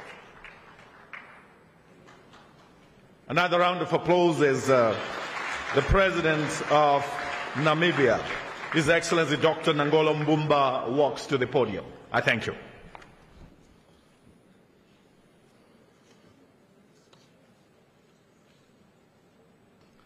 Your Majesty, King Swati III of the Kingdom of Eswatini, Your Excellency João Manuel Gonçalves Lourenço, President of the Republic of Angola and Chairperson of SADC, Your Excellency Dr. Emerson Dabuzo Mnangagwa, President of the Republic of Zimbabwe, incoming Chairperson of SADC, and the host of the 44th SADC Summit of Head of State and Government. Your Excellency Felix Antoine Tshisekedi Tshilombo, President of the Republic of Democratic Republic, President of the Democratic Republic of Congo, and outgoing Chairperson of SADC. Your Excellency Hakainde Hichilema, President of the Republic of Zambia and Chairperson of SADC Organ on Politics, Defense and Security Cooperation, Your Excellency Dr. Samia Suluhu Hassan, President of the United Republic of Tanzania and incoming Chairperson of the SADC Organ on politics, defense, and security cooperation. Your Excellencies, SADC heads of state and government, Your Excellency, General Chiwenga, Vice President of the Republic of Zimbabwe, Your Excellency, Colonel Mahodi, Vice President of the Republic of Zimbabwe, Ministers and Deputy Ministers, Your Excellency, Mr. Elias Mahotsi, the Executive Secretary of SADC, Your Excellency, Ambassadors and High Commissioners and members of the Diplomatic Corps, members of the medias, our gracious First Ladies, members of the media, ladies and gentlemen. It is a great honor and privilege for me to participate in the 44th Ordinary Summit of Heads of State and Government and the Organ Troika Summit of the Southern African Development Community, convening under the theme, and I quote, promoting innovation to unlock opportunities for sustainable economic growth and development towards an industrialized SADC, end of quote. Allow me to express my deepest gratitude to Your Excellency, Dr. Emmerson Dabuzo Mnangagwa, President of the Republic of Zimbabwe, on your assumption of the chairmanship of SADC. I am confident that under your able leadership, we will witness the continuation of the collective efforts and progress that we all aspire to see in the SADC region. Your Excellencies, I assume, thank you, Your Excellencies, I assume the office of President of the Republic of Namibia on the 4th of February this year, in the wake of one of the most challenging and harrowing moments in the history of post-independence Namibia, following the passing on of His Excellency Dr. Hage Gottfried Geingob, our late President. The legacy of President Geingob is marked by his unwavering commitment to regional integration, peace, and economic development. Namibians are grateful for the solidarity and support Your Excellencies and the fraternal people of your respective countries extended to the Namibian people during that difficult period. We will never forget your warm display of solidarity during our moment of need and sorrow. While on this sad subject matter of bereavement and loss, allow me to convey our heartfelt condolences to the government and people of the Republic of Malawi following the tragic death of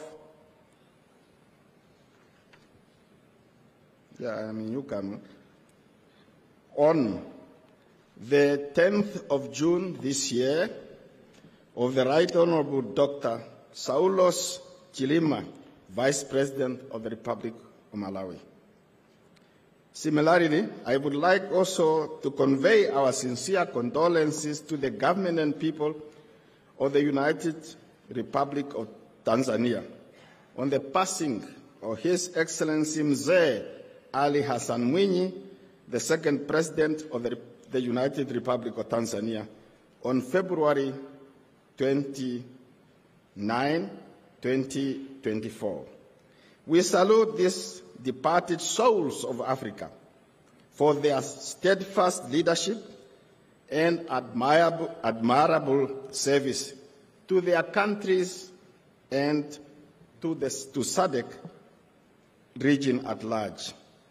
Your Excellencies, as President of the Republic of Namibia, I shall continue where my predecessors left off by remaining committed to the goals and principles of our regional organization and the aspirations of our people. Furthermore, I will tirelessly endeavor to play my part in ensuring that their dreams and hopes for a better future will materialize into a region characterized by peace, unity, and economic prosperity. I join you in discharging this cardinal responsibility of contributing to the advancement of initiatives and programs aimed at fostering economic growth and addressing regional challenges for betterment of the living conditions of our people. In the interest of advancing our developmental goals in the midst of continuous challenges this year, the Republic of Namibia is co-facilitating, alongside with the Federal Republic of Germany, the Summit of the Future during the 79th session of the United Nations General Assembly. Namibia has taken on this important role as a representative of the Global South. I can assure you that Namibia has accepted this task with utmost dedication and willingness to add our collective voice to that, so that we inclusively build a better world for the current and for the future generations. Excellencies, ladies and gentlemen, Namibia is scheduled to hold presidential and National Assembly elections on the 27th of November this year. I am pleased to inform the summit that SADC Electoral Advisory Council has just concluded its goodwill mission to the Republic of Namibia, a nation that has enjoyed more than 34 years of peace and stability. We remain committed to the SADC principles and guidelines for democratic elections, and we respect their findings and will pay attention to their advice and recommendations. Your Excellencies, I wish to reiterate that the objectives of the Regional Strategic Indicative Development Plan 2020-2050 cannot be achieved if the fundamental pillars of peace, security, and good governance is compromised. Our region is still faced with persistent security challenges in the Eastern Democratic Republic of Congo, following the resurgence of conflict and activities of armed groups, including the M23. This is a source of great concern for the region, as it poses a potential threat for the regional peace and security. It therefore requires a collective effort and strong political will for us to ensure that peace comes to the people of the Democratic Republic of Congo. Let me extend our sincere condolences to the government whose brave sons and daughters have sacrificed their lives while deployed in the SADC mission in Mozambique, Samia, and the democratic mission and the SADC mission in the Democratic Republic of Congo.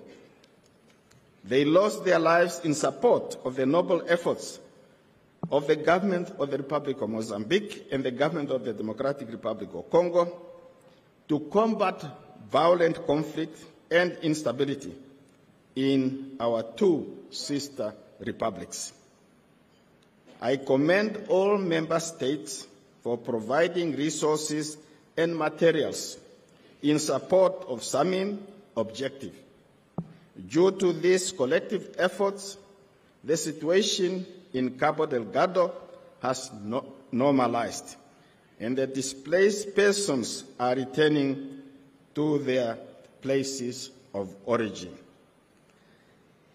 In conclusion, let me express my gratitude to our Executive Secretary of SADC, Mr. Elias Mpedi Mahosi, and the Secretariat for their commitment to serve our organization and the people of our region. I wish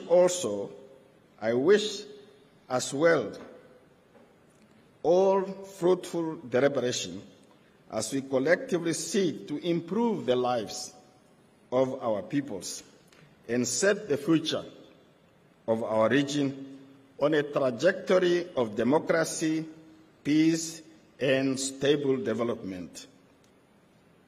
Asante sana, merci beaucoup, muito obrigado, and I thank everybody else.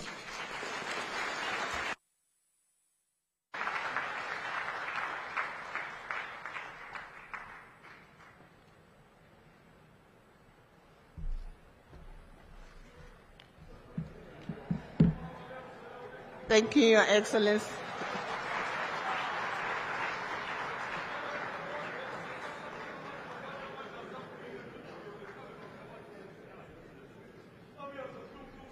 Thank you, Your Excellency. At this point, we are now going to witness the winners of the SADC Media Awards competition, essay competition, secondary school essay competition, and SADC tertiary institution essay competitions.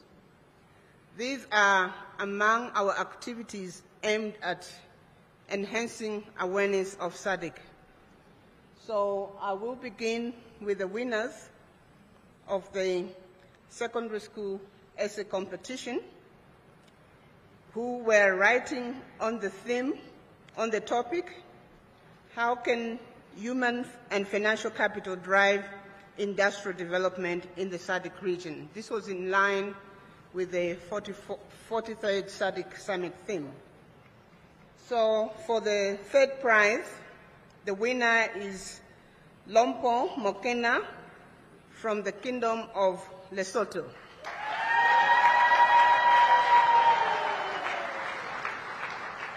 In the second position, we have Ms. Emilia Kabungo Santa from the Republic of Zambia.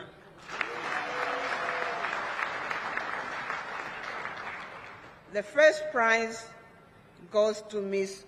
Lekoko David Santi from the Kingdom of Lesotho.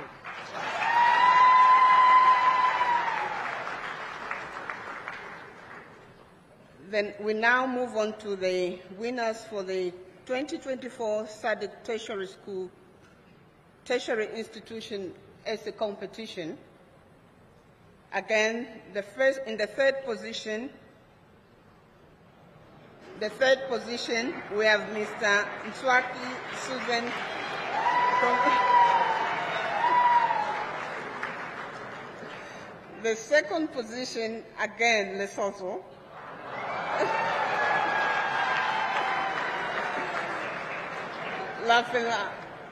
And the first position goes to Republic of Malawi, Mr. Daniel Kawonga. We move on to the 2024 Media Awards winners. I'll start with the television category. In the second position, we have Mr. Henani Korea, Republic of Angola.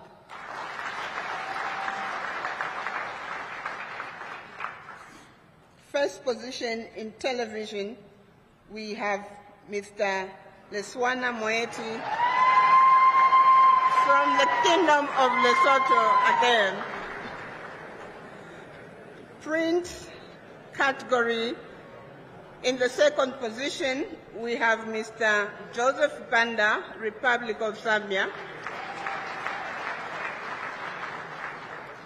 The first position, print category, we have Ms. Deborah Musanyare Matavu, Republic of Zimbabwe. Photo category, first prize, Republic of South Africa, Ms. Fikile Nectar Marakara. First position in the photo category, Republic of Zimbabwe, Mr. Hunda Kudakwashe. Radio category, second prize, Republic of South Africa, Mr. Benjamin Moshatama.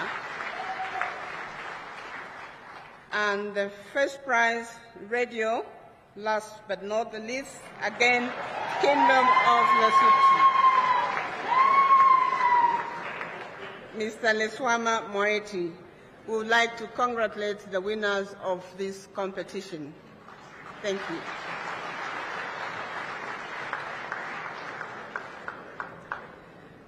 At this point, I'm going to invite my co-host, Edie Superman Wanzira, to come and announce the next item. Thank you. Thank you very much to Barbara Lopi, all the way from Zambia, and working for the SADC Secretariat in Botswana. I'm very proud to be a citizen of SADC and to be associated with the Lesotho. Especially after they scooped a lot of prizes. Please give the winners another round of applause.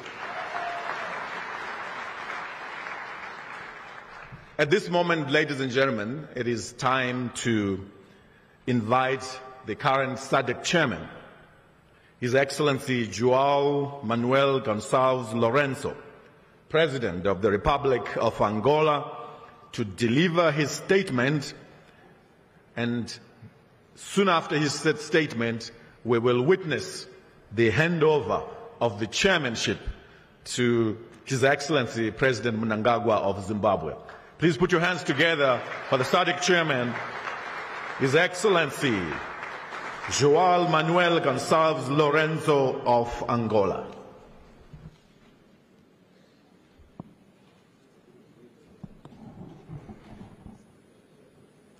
Sua Excelência Your Excellency Emerson Mnangagwa, President of the Republic of Zimbabwe and incoming chairperson of SADC and the host of the 44th SADC Summit of Heads of State and Government. Your Excellency Hakainde Hichilema, President of the Republic of Zambia and chairperson of SADC Organ on Politics, Defense and Security Cooperation. Your Majesty King Swati III, Your Excellency Samia Suluhu Hassan, President of the United Republic of Tanzania and incoming chair of SADC Organ on Politics, Defense and Security Cooperation. Your Excellency Felix Antoine Tshisekedi Chilombo, President of the Democratic Republic of Congo and outgoing chairperson of SADC. Your Excellency Nangolo Mbumba, President of the Republic of Namibia and outgoing chairperson of the SADC Organ on Politics, Defense and Security Cooperation. Your Excellency, heads of states and government of SADC and their representatives. Your Excellency Clara Gadet, Executive Secretary of UNECA. Your Excellency Akimwini Adesina, Chairperson, President of the Africa Development Bank. Your Excellency Frederick Chava, Minister of Foreign Affairs and International Trade of the Republic of Zimbabwe and Chairperson of SADC Council of Ministers. Your Excellency Elias Mahosi, Executive Secretary of SADC, distinguished members of the Diplomatic Corps accredited in Zimbabwe,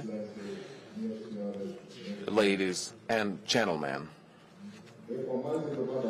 It is a distinguished honor as chair of SADC that I take the floor to address you at this 44th time that the highest authorities of SADC meet to reflect on the objectives and targets set out by the community with regards to the achievements achieved last year and the opportunities we have, as well as the challenges that we have to surmount as a collective.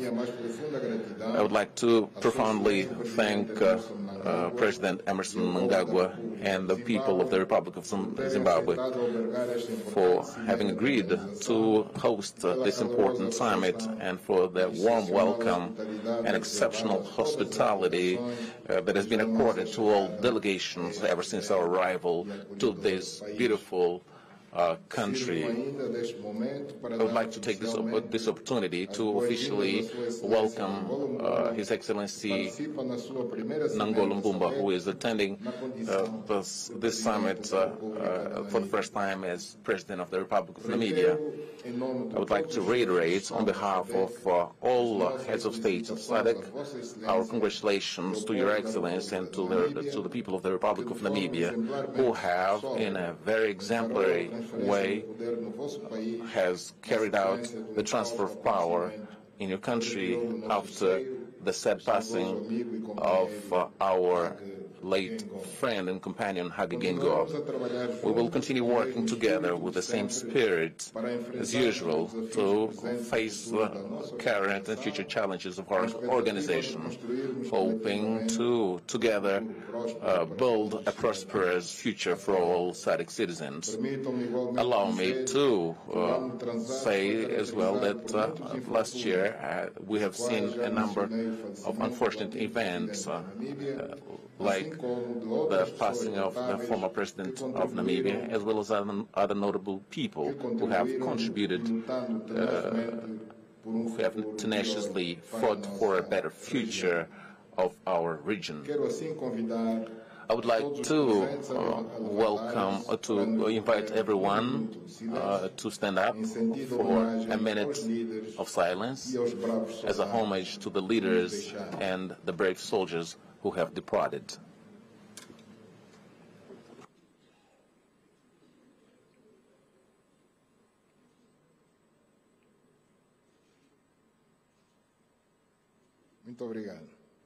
Thank you very much. Your Excellencies, ladies and gentlemen, it's been exactly 1 year that the Republic of Angola took the chairmanship of SADC with the commitment of proceeding with the industrialization agenda that has started on the 44th summit of SADC held here in Zimbabwe, when the organization took the bold decision of placing industrialization at the center of its regional integration agenda, and with the drafting of the strategy and roadmap for SADC industrialization. To spur on this agenda, the summit adopted the theme Human Capital, Key Drivers Towards Sustainable Industrialization of SADC region. Since one of our major objectives is the skills that allow for access to jobs and allow for our region to be ready for the challenges of the fourth industrial revolution. In applying this theme, we have worked with the Secretariat in order to support member states in promoting and developing value chains that are key for production and processing of agriculture, pharmaceutical, mining products, to strengthen and maximize regional benefits. Based on this, I welcome the fact that under the next leadership of the Republic of Zimbabwe, we will still count on the dynamic nature of this country to push this industrialization agenda so that we can consolidate the gains that we've had so far with the adoption of this theme of promoting innovation to unlock opportunities for sustainable economic growth and development towards industrialized SADC. With this theme, I am absolutely sure that our region will take advantage of science, technology, and innovation to spur on industrialization as a key driver for socio-economic transformation, which will be seen in this southern area, southern part of Africa. Since human resources are key for the development of these value chains and for an industrialization, a sustainable industrialization, our region has had some significant progress in operationalizing the SADC University in order to develop and maintain human capital to meet the technical and technological needs of our efforts aimed at industrialization. On the other hand, I would like to state that currently our region has a deficit in terms of infrastructure financing, well over $30 billion. So we need to proceed as fast as possible in operationalizing the Regional Development Fund, which was one of the major objectives of the chairmanship that is ending today,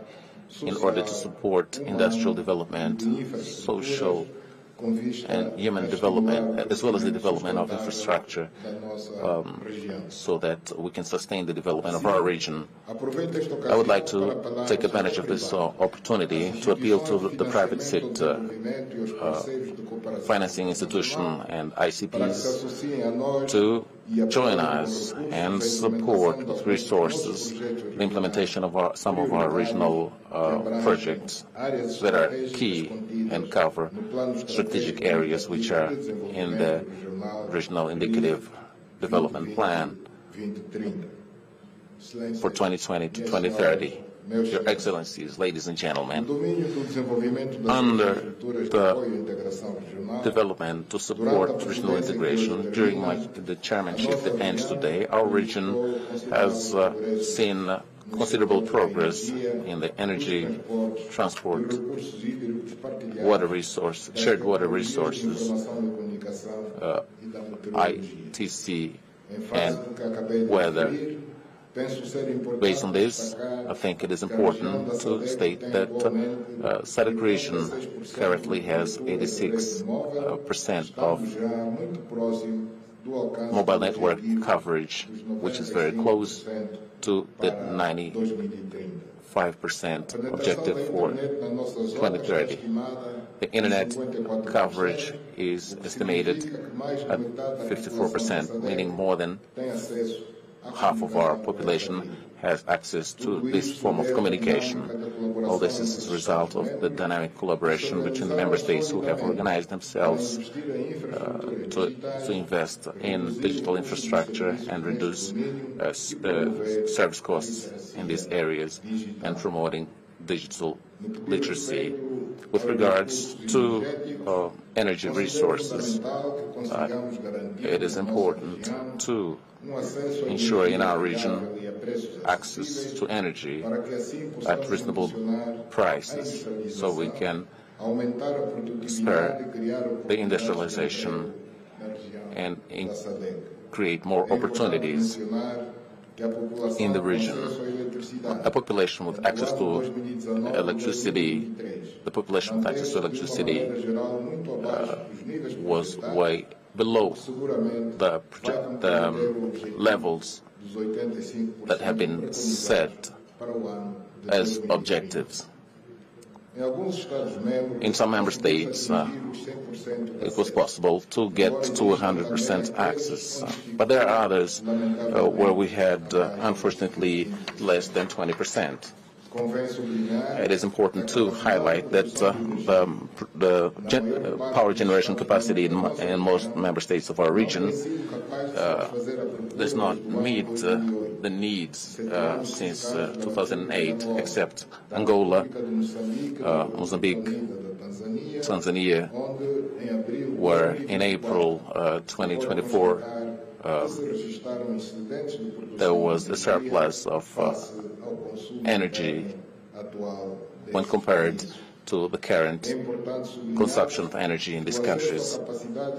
Access to this surplus has not been possible due to the low expansion of transmission networks and lack of interconnectors for all that can connect all member states of the region.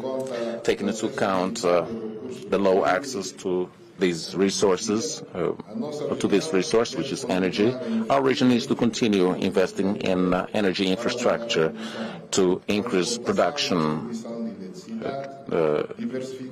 transmission and diversification of energy sources, and adopt sustainable practices that are crucial for a proper supply of energy, promote economic development, and build a more prosperous SADC region. Your Excellencies, ladies and gentlemen, we cannot talk about an integrated region without free movement of people in the region. By so doing, through our borders, we can promote economic development, social development, and cultural exchanges. And it's based on this fact that I noted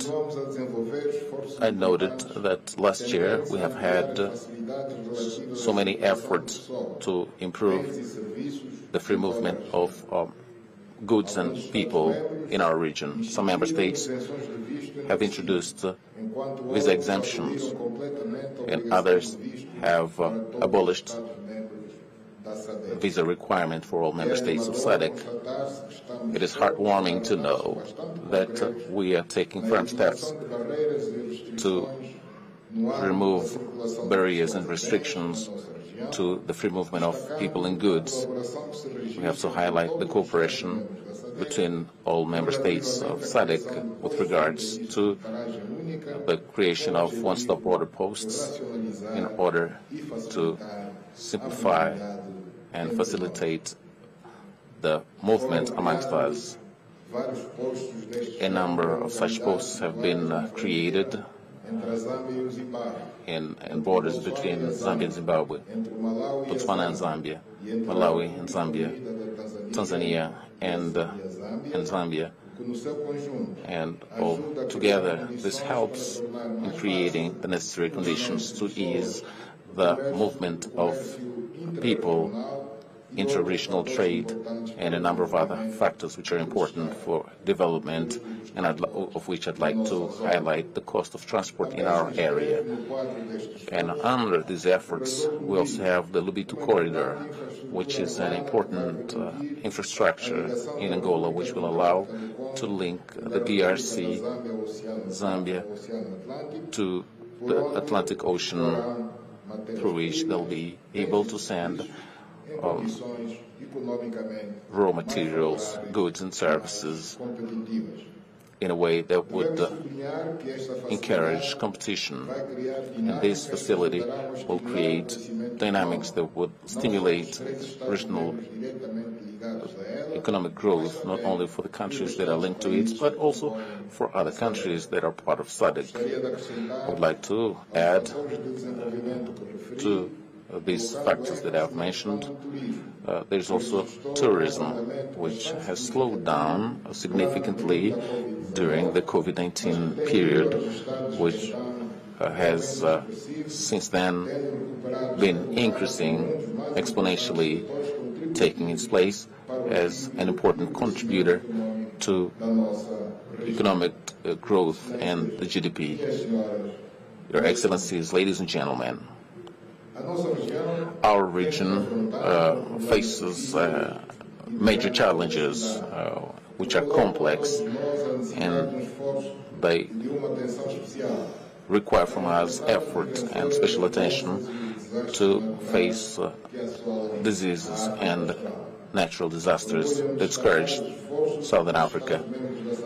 It is good to highlight the efforts of member states, and they do so in a determined way to reduce the number of cases of HIV/AIDS, and we have had a number of results which are heartwarming, as we have a reduction in the number of new infections between 2010 and 2022. These results deserve our applause, but we need to continue working on sensitizing the youth so as to take on behavior that keeps them safe and thereby avoid the spread of the disease amongst them. In February, I hosted an extraordinary summit of heads of state and government on the cholera situation in the region, and together we took measures to contain its spread and ensure the health and well-being of our populations. Based on these decisions, it was possible to contain the spread of cholera and support people in communities that have been affected by this disease. His Excellency Hakainde Hichilema, President of the Republic of Zambia, has successfully led the fight against cholera in SADC region as a regional champion against cholera. Our heartfelt thanks for these efforts.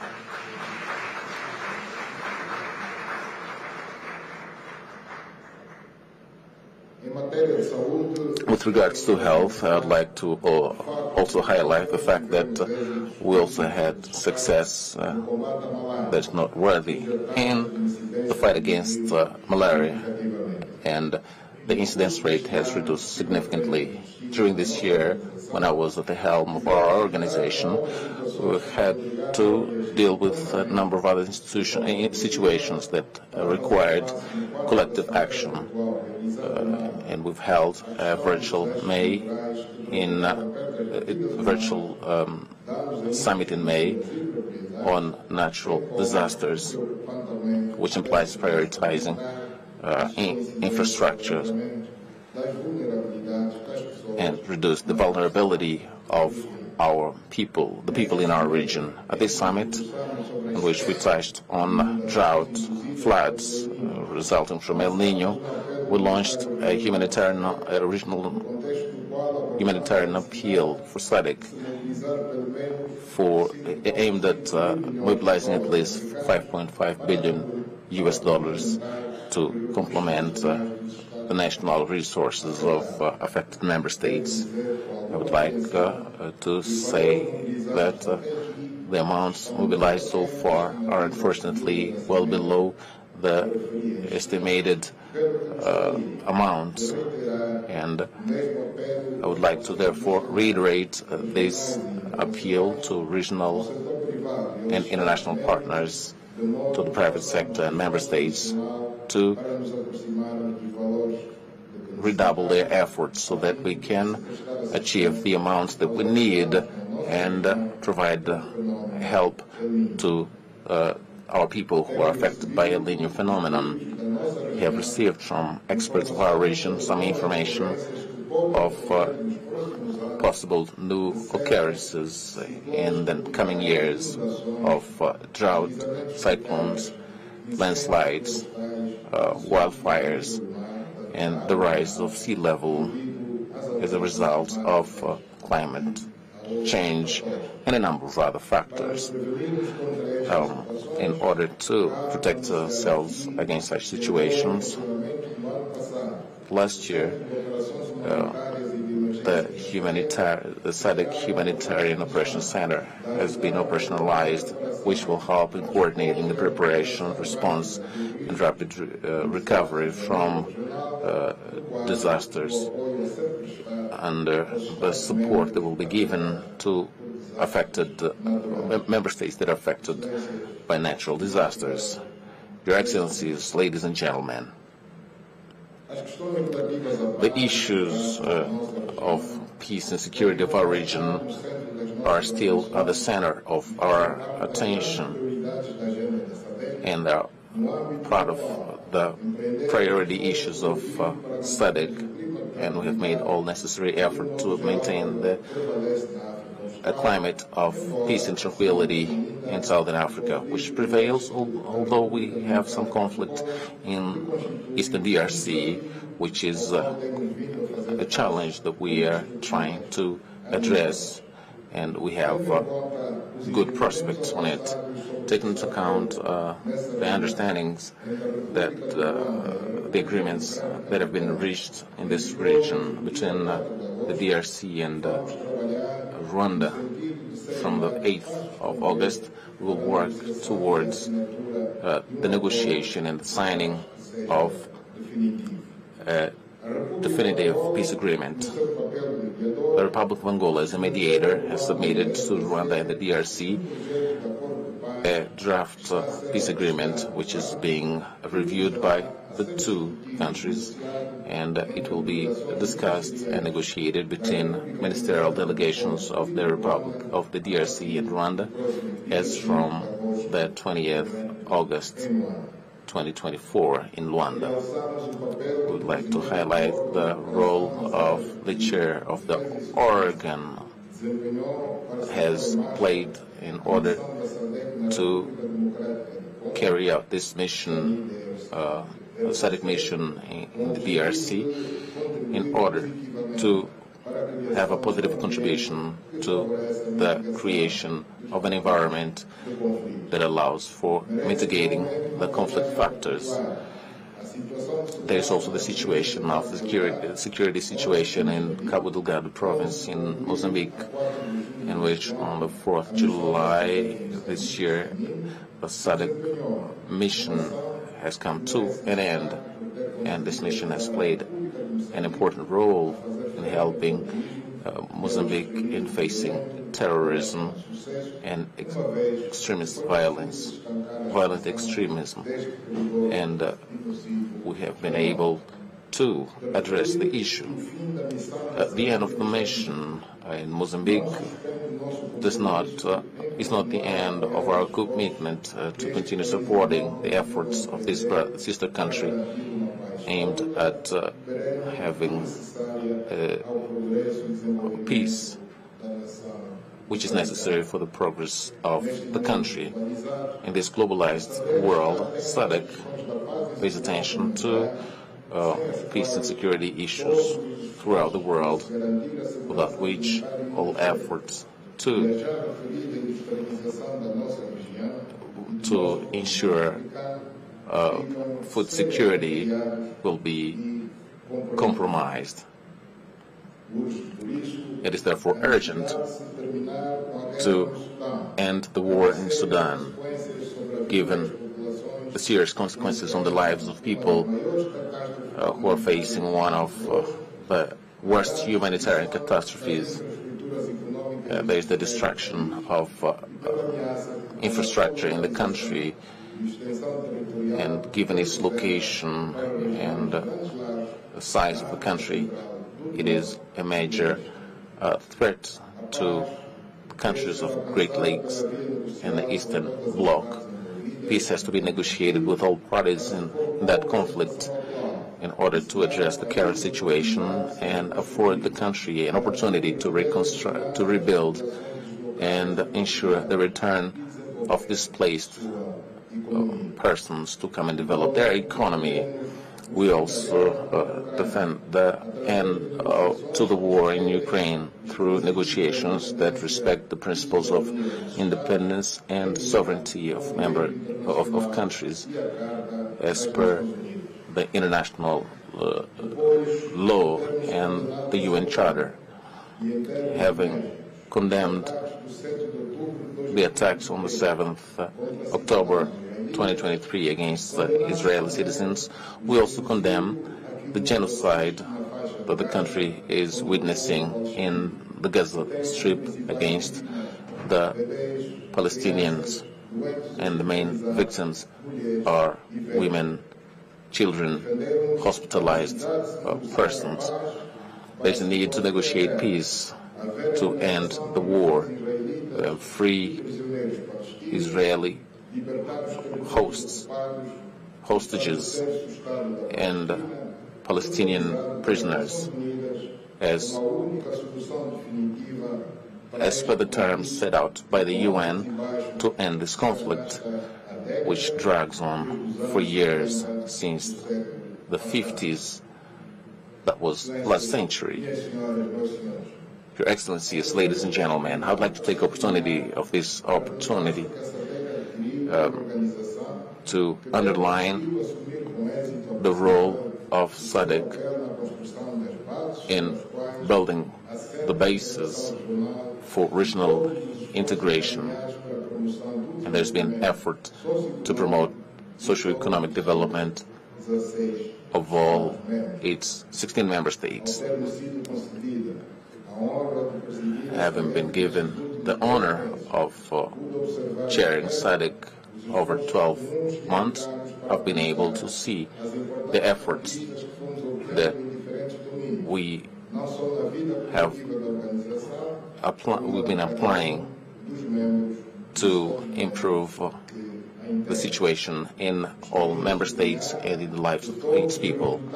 All results that have been achieved are based on the selfless work of the Secretariat led by His Excellency Mr. Makosi, who have not spared efforts in supporting tirelessly my chairmanship that I've exercised up until now. I'm now coming to the end of this term, and I am sure that the decisions from this summit, the 44th, will strengthen our collective action to surmount obstacles and face challenges we have in future to bring about a better future for our region as we want it to be industrialized, peaceful, inclusive, competitive, and of middle-high income, in which all citizens have an economic well-being, justice, and freedom, as we set out in the 2050 SADC vision. It is now my honor and privilege to transfer the chairmanship, to hand over the chairmanship to my brother Emerson Mnangagwa, President of the Republic of Zimbabwe, who surely will apply all his knowledge in a committed manner in promoting initiatives that will help in accelerating our efforts for a deeper regional integration, sustainable development, peace and security. Allow me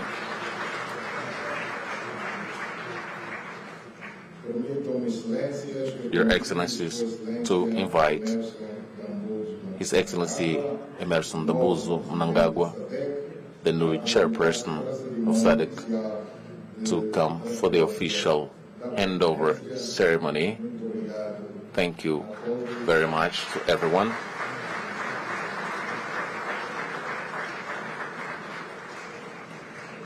Your Excellency, we request their Excellencies to just come in the center. We are now going to witness the handing over of the chair from the Republic of Angola to the Republic of Zimbabwe. And the chairperson, Republic of Angola, His Excellency, Mr. João Manuel Gonçalves Lourenço, is going to give the chairpersonship pin to His Excellency, Dr. Emerson Mnangagwa.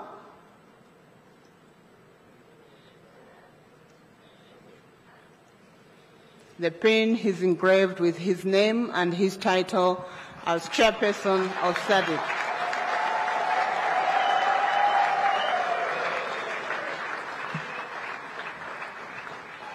In addition to the pin, he's also going to hand over the gavel.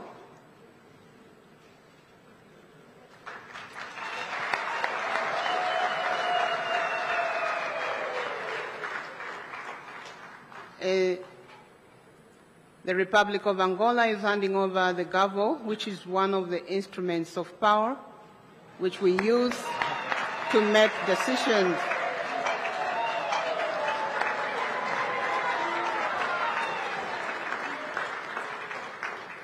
May I ask President Mnangagwa to just show the audience that indeed he has received the gavel?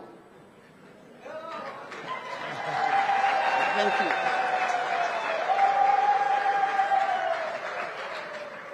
Thank you. Before we invite the new chairperson of SADC to address us, may I request the audience to just give us 2 rounds of applause, one for Angola to thank them, and another for the Republic of Zimbabwe.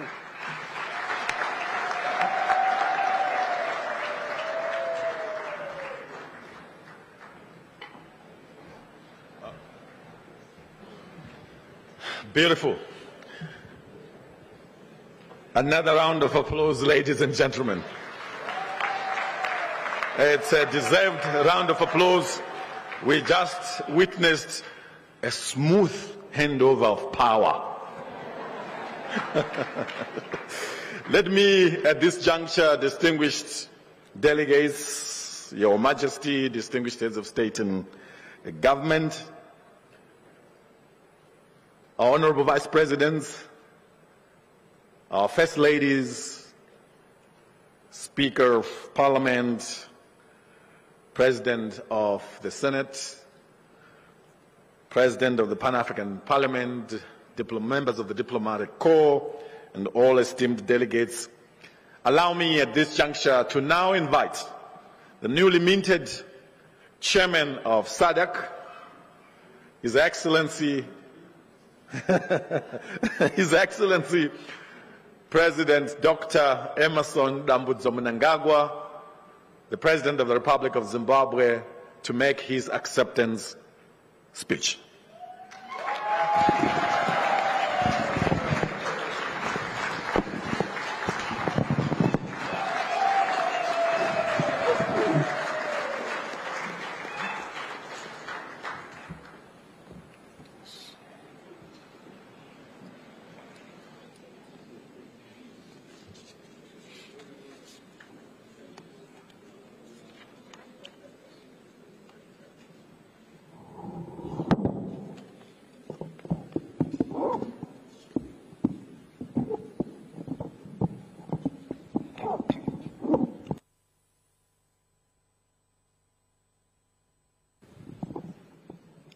The First Lady, Amai Dr. Auxilia Mnangagwa, Your Majesty, King Mswati III of the Kingdom of Eswatini, Your Excellency João Lourenço, President of the Republic of Angola and outgoing Chairperson of SADC, Your Excellency Samia Hassan, President of the United Republic of Tanzania and the Chairperson of the Organ on Politics, Defense and Security Cooperation, Your Excellency Hakainde Hichilema, President of the Republic of Zambia and outgoing Chairperson of the Organ on Politics, Defense and Security Cooperation, Your Excellencies, Heads of State and Government, and the Heads of Delegations, Your Excellency, Chairperson of the SADC Panel of Elders, former President Jakaya Kikwete, Your Excellencies, First Ladies here present, Vice President of the Republic of Zimbabwe, Honorable General Retired Dr. C. Julian Chiwenga, Vice President of the Republic of Zimbabwe, Honorable Colonel Retired KCD Moadi, the Minister of Foreign Affairs, International Trade, and Chairperson of the SADC Council of Ministers, Ambassador Frederick Shawa, Honorable Ministers and various political leaders of the Republic of Zimbabwe, Your Excellency,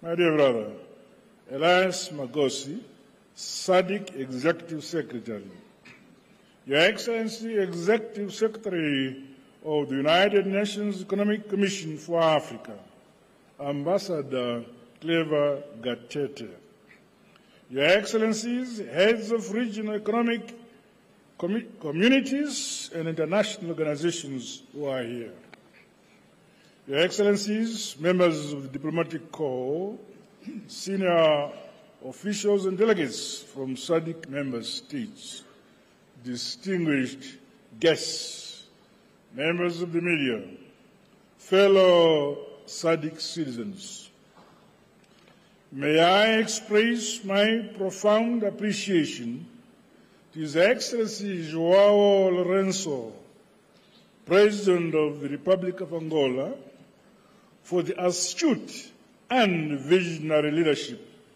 in steering our organization as chairperson of SADC during the past year.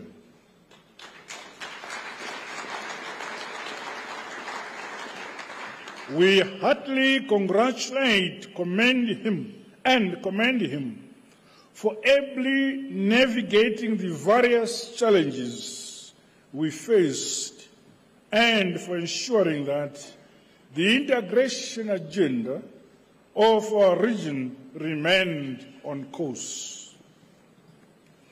On behalf of the people and government of Zimbabwe, I take over the mantle of chairmanship as chairperson of SADC with humility and grace. I look forward, Your Excellencies, to your invaluable support and drawing from your vast experiences and counsel as we advance our regional agenda for the benefit of our SADC citizens. Allow me to also acknowledge the dedication and leadership demonstrated by His Excellency Mr. Hakainde Hichilema, President of the Republic of Zambia, in his capacity as the chairperson of the Organ on Politics, Defense and Security Cooperation.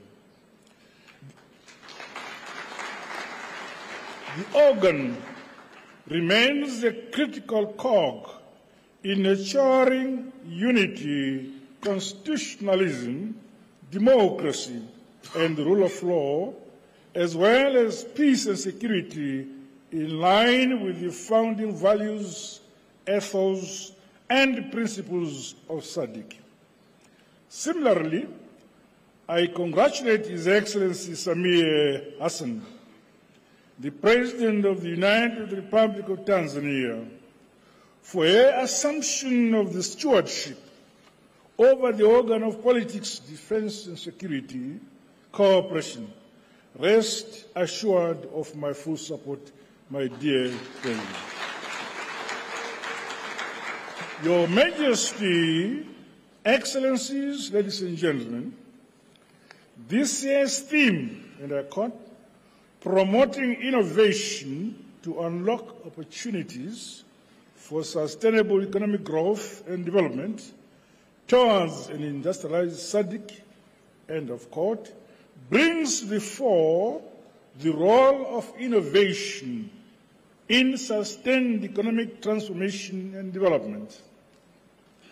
It is a clarion call for our respective countries to leverage the region's human capital to spur technology and innovation that will leapfrog the modernization and industrialization of SADC towards a higher quality of life of our citizens.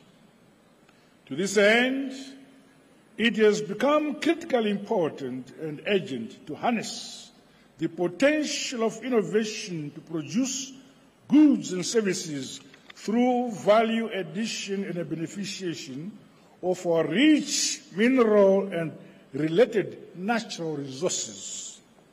The peoples of the region fought for our liberation, freedom, and independence, as well as the economic value of our land and that which is under it. The time is now. We must realize maximum value from our God-given rich natural endowments. The importance of developing innovative strategies across all sectors of our economies to accelerate the realization of our collective development agenda cannot be overemphasized. This is more so as the fourth industrial revolution continues to impact and transform the way we operate and execute our work. Our SADC bloc cannot afford to fall behind in the new and the fast-changing frontier of science, technology, and innovation. These aspects are prerequisites for increased productivity and indeed the bedrock upon which other parts of the world, industrialized countries, developed on. Let us therefore match our aspirations set out in the SADC industrialization strategy and roadmap 2015 to 2063 with concrete and real actions. It is pleasing that the successful SADC Industrialization Week and Investment Forum provided a public-private engagement platform where participants discussed and shared innovative approaches. The 7th SADC Public Lecture also helped raise public awareness on the critical role of innovation in promoting and deepening the SADC regional integration efforts. Stakeholders across the region are exhorted to scale up people-to-people and business-to-business exchanges for enhanced synergies and collaboration. Our institutions of higher learning, the academia, scientists and innovators must equally strengthen linkages to further drive the innovation, modernization, and industrialization of our region. In the case of Zimbabwe, we have set up several innovation hubs at all our state universities and related institutions of higher learning. These have achieved remarkable success in developing a sense of self-belief, skills and competencies. Further, initiatives under the programs have transformed livelihoods, communities and the economy as a whole through the production of appropriate goods and services for our people. The need to ensure that our youth and entrepreneurs, including women, fully embrace the technology and innovation revolution should be one of our key priorities in the region.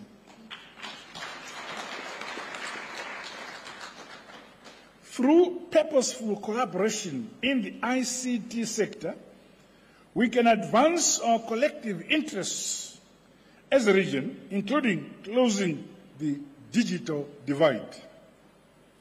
As the current crop of leaders, we have a weighty responsibility to facilitate a conducive environment for our citizenry to thrive and do their part for the realization of the modern industrialized SADC we all want. No one and no country should be left behind. Your Majesty, Excellencies and distinguished guests, the democracy, independence and freedom being enjoyed by the peoples of the region were paid for through the sweat, tears and the blood of yesteryear heroes and heroines, as well as sons and daughters of SADC. We have a sacred duty to honor them all by jealously guarding and defending our sovereignty and the right to economic self-determination as a people. We are a proud Southern African people with a rich history and a brighter future for ourselves. Let us never sacrifice our unity, solidarity, or African culture for political or economic expediency. Ultimately, the burden and responsibility to build our countries and the region as a whole for sustainable prosperity lies with us and nobody else, the great people of SADC. In Zimbabwe, our development philosophy is that it's better in Shona. I'll translate in English. In Zimbabwe, our development philosophy is that a country is built, should be governed, and should be prayed for by its own people. We say, Nyika inovakwa, igotongwa, igonamatirwa, never. Likewise, our region SADC will be modernized and industrialized by its own citizens through our individual and collective efforts. Those who seek to help us are welcome. However, they must do so on our terms, guided by our priorities and respecting our respective sovereignties. I therefore challenge my fellow citizens of the region to remain unapologetic and confident in who we are as a people and in our God-given abilities as a people. Through unity and hard, honest work, nothing is impossible. Your Excellencies, regrettably, the region continues to experience climate change-induced natural disasters, which have had far-reaching negative impacts on human and food security. In light of the lessons learned, investments in transformative agriculture and food systems must be scaled up. Through robust climate mitigation strategies and resilience-building mechanisms, we must continually strive to be a region capable of feeding ourselves. The full operationalization of the SADC Humanitarian and Emergency Center must be given due attention. During our wars of liberation, we shared trenches and our countries to dislodge the racist colonial regimes for the realization of our independence and freedom. Now, in plenty and in luck, in good times and in bad times, we shall continue to stand as one united and indivisible SADC.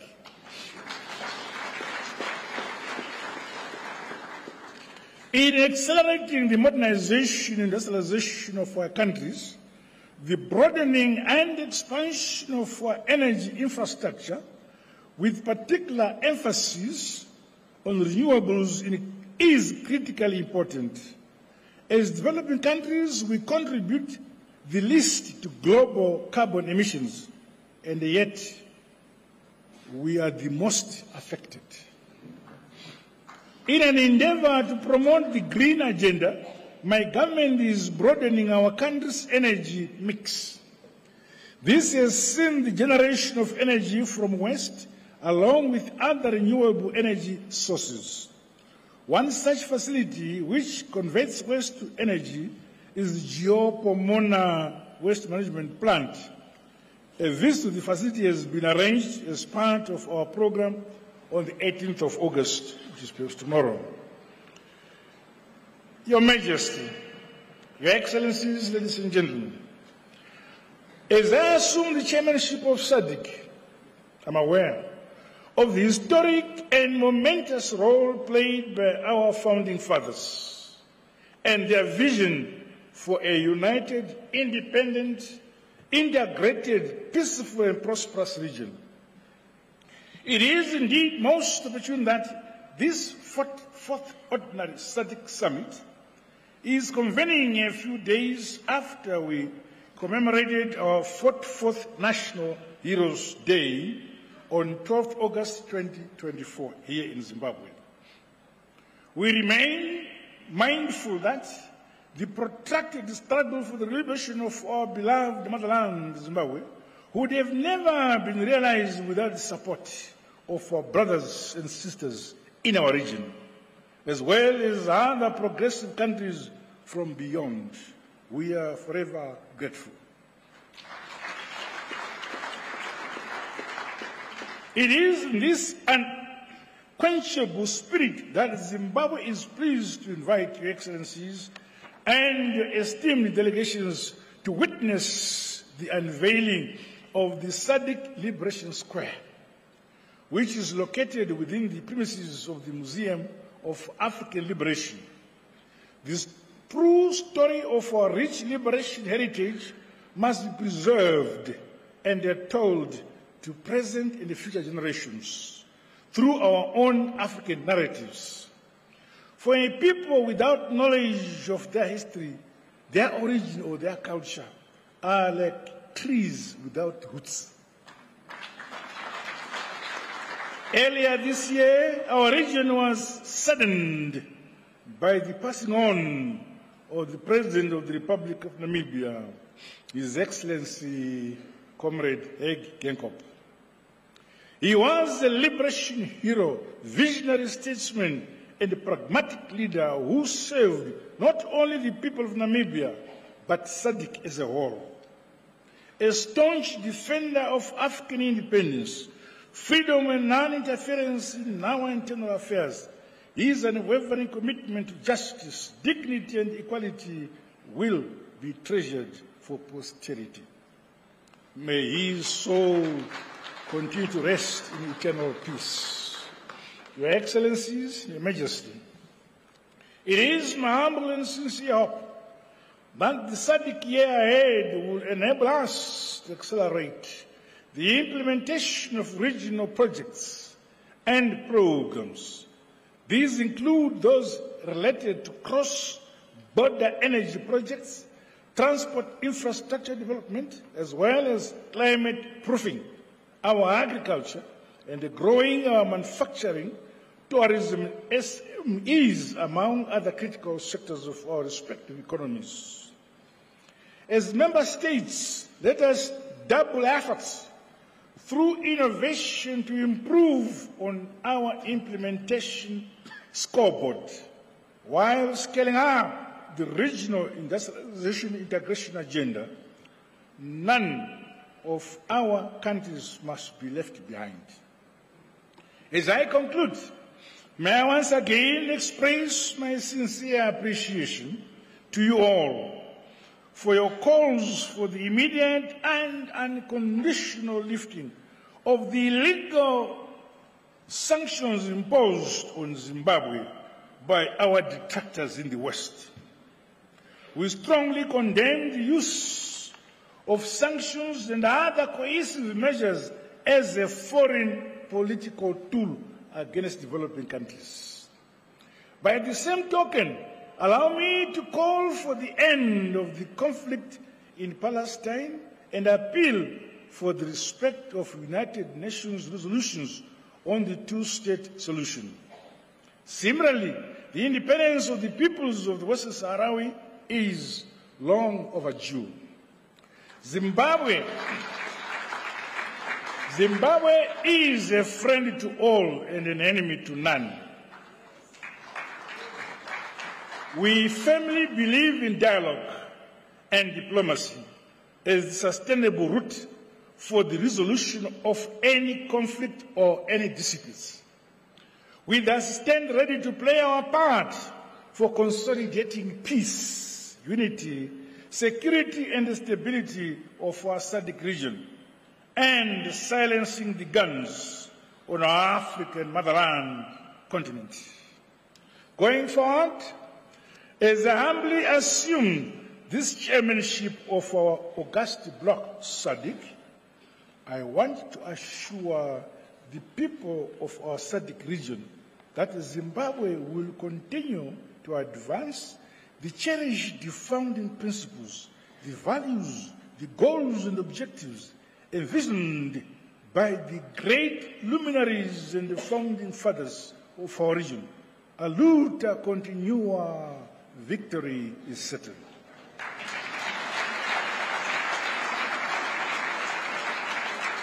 With these remarks, may I once again welcome you, Your Majesty, Your Excellencies and distinguished guests, and wish you all a productive and fruitful summit and stay in Zimbabwe. Long live SADC unity, long live solidarity, long live our independence and freedom, long live African unity. God bless you all. I thank you.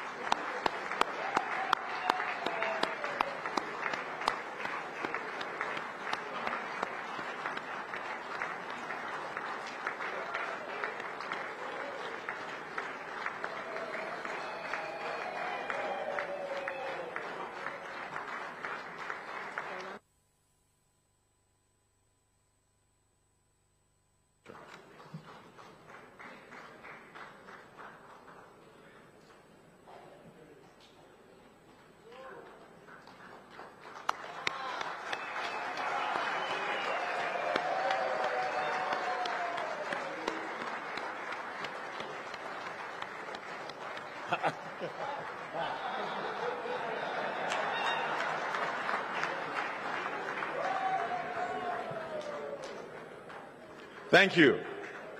Thank you very much. We may take our seats.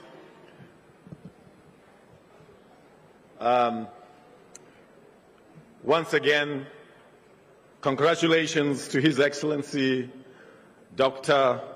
Emmerson Dambuza Mnangagwa, President of the Republic of Zimbabwe, on the assumption of duty as chairman of SADC. I was going to say, allow me on my own behalf, on behalf of my family, to be the first one to congratulate him, but I think I'm among the top table to congratulate him. So congratulations, Mr. President. This concludes the opening session of this 44th SADC Summit of Heads of State and Government. At this juncture, I would like to make some announcements that will help us proceed to the next activities. With regards to the summit, at 2 p.m., His Majesty, distinguished heads of state and government, will proceed to a closed session in the National Assembly Hall, and they will emerge from there for a closing ceremony in the same hall at 5 p.m. From now, we will now proceed to lunch, and the first to leave the room will be His Majesty, Our Excellencies, the heads of state and government, followed by the First Ladies. They will proceed to the holding room from where they will be directed to lunch. After that, they will be followed by the Honorable Vice President, Dr. C.G.D.N. Chiwenga, and Comrade Kembo Mohadi, Vice President, and the Speaker of the National Assembly, Comrade Jacob Mdenda, Speaker of Senate, Comrade Mabel Chinomona, as well as the President of the Pan-African Parliament, Chief Fortune Charumbira. We will all live in an orderly manner, just as organized as SADC is, and we will live in alphabetical order. So after the heads of state and government have left, the First Ladies, our Vice Presidents, and the front row, we will then move country by country, starting with Angola, Botswana, Comoros, Democratic Republic of Congo, Swaziland, Lesotho, Eswatini. Lesotho, Madagascar, Malawi, Mauritius, Mozambique, Namibia, Seychelles, South Africa, Tanzania, Zambia,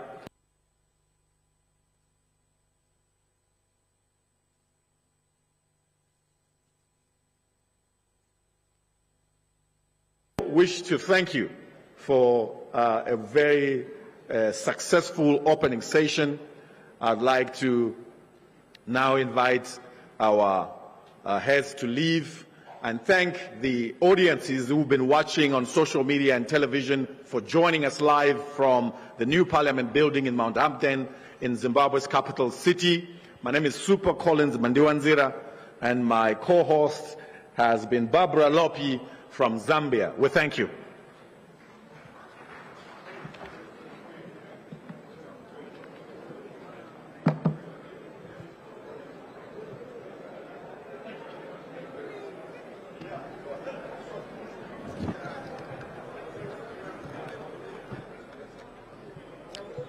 Tikuenderera mberi tikupa ikazo kuitika kuno ku new Parliament building kune musangano 44th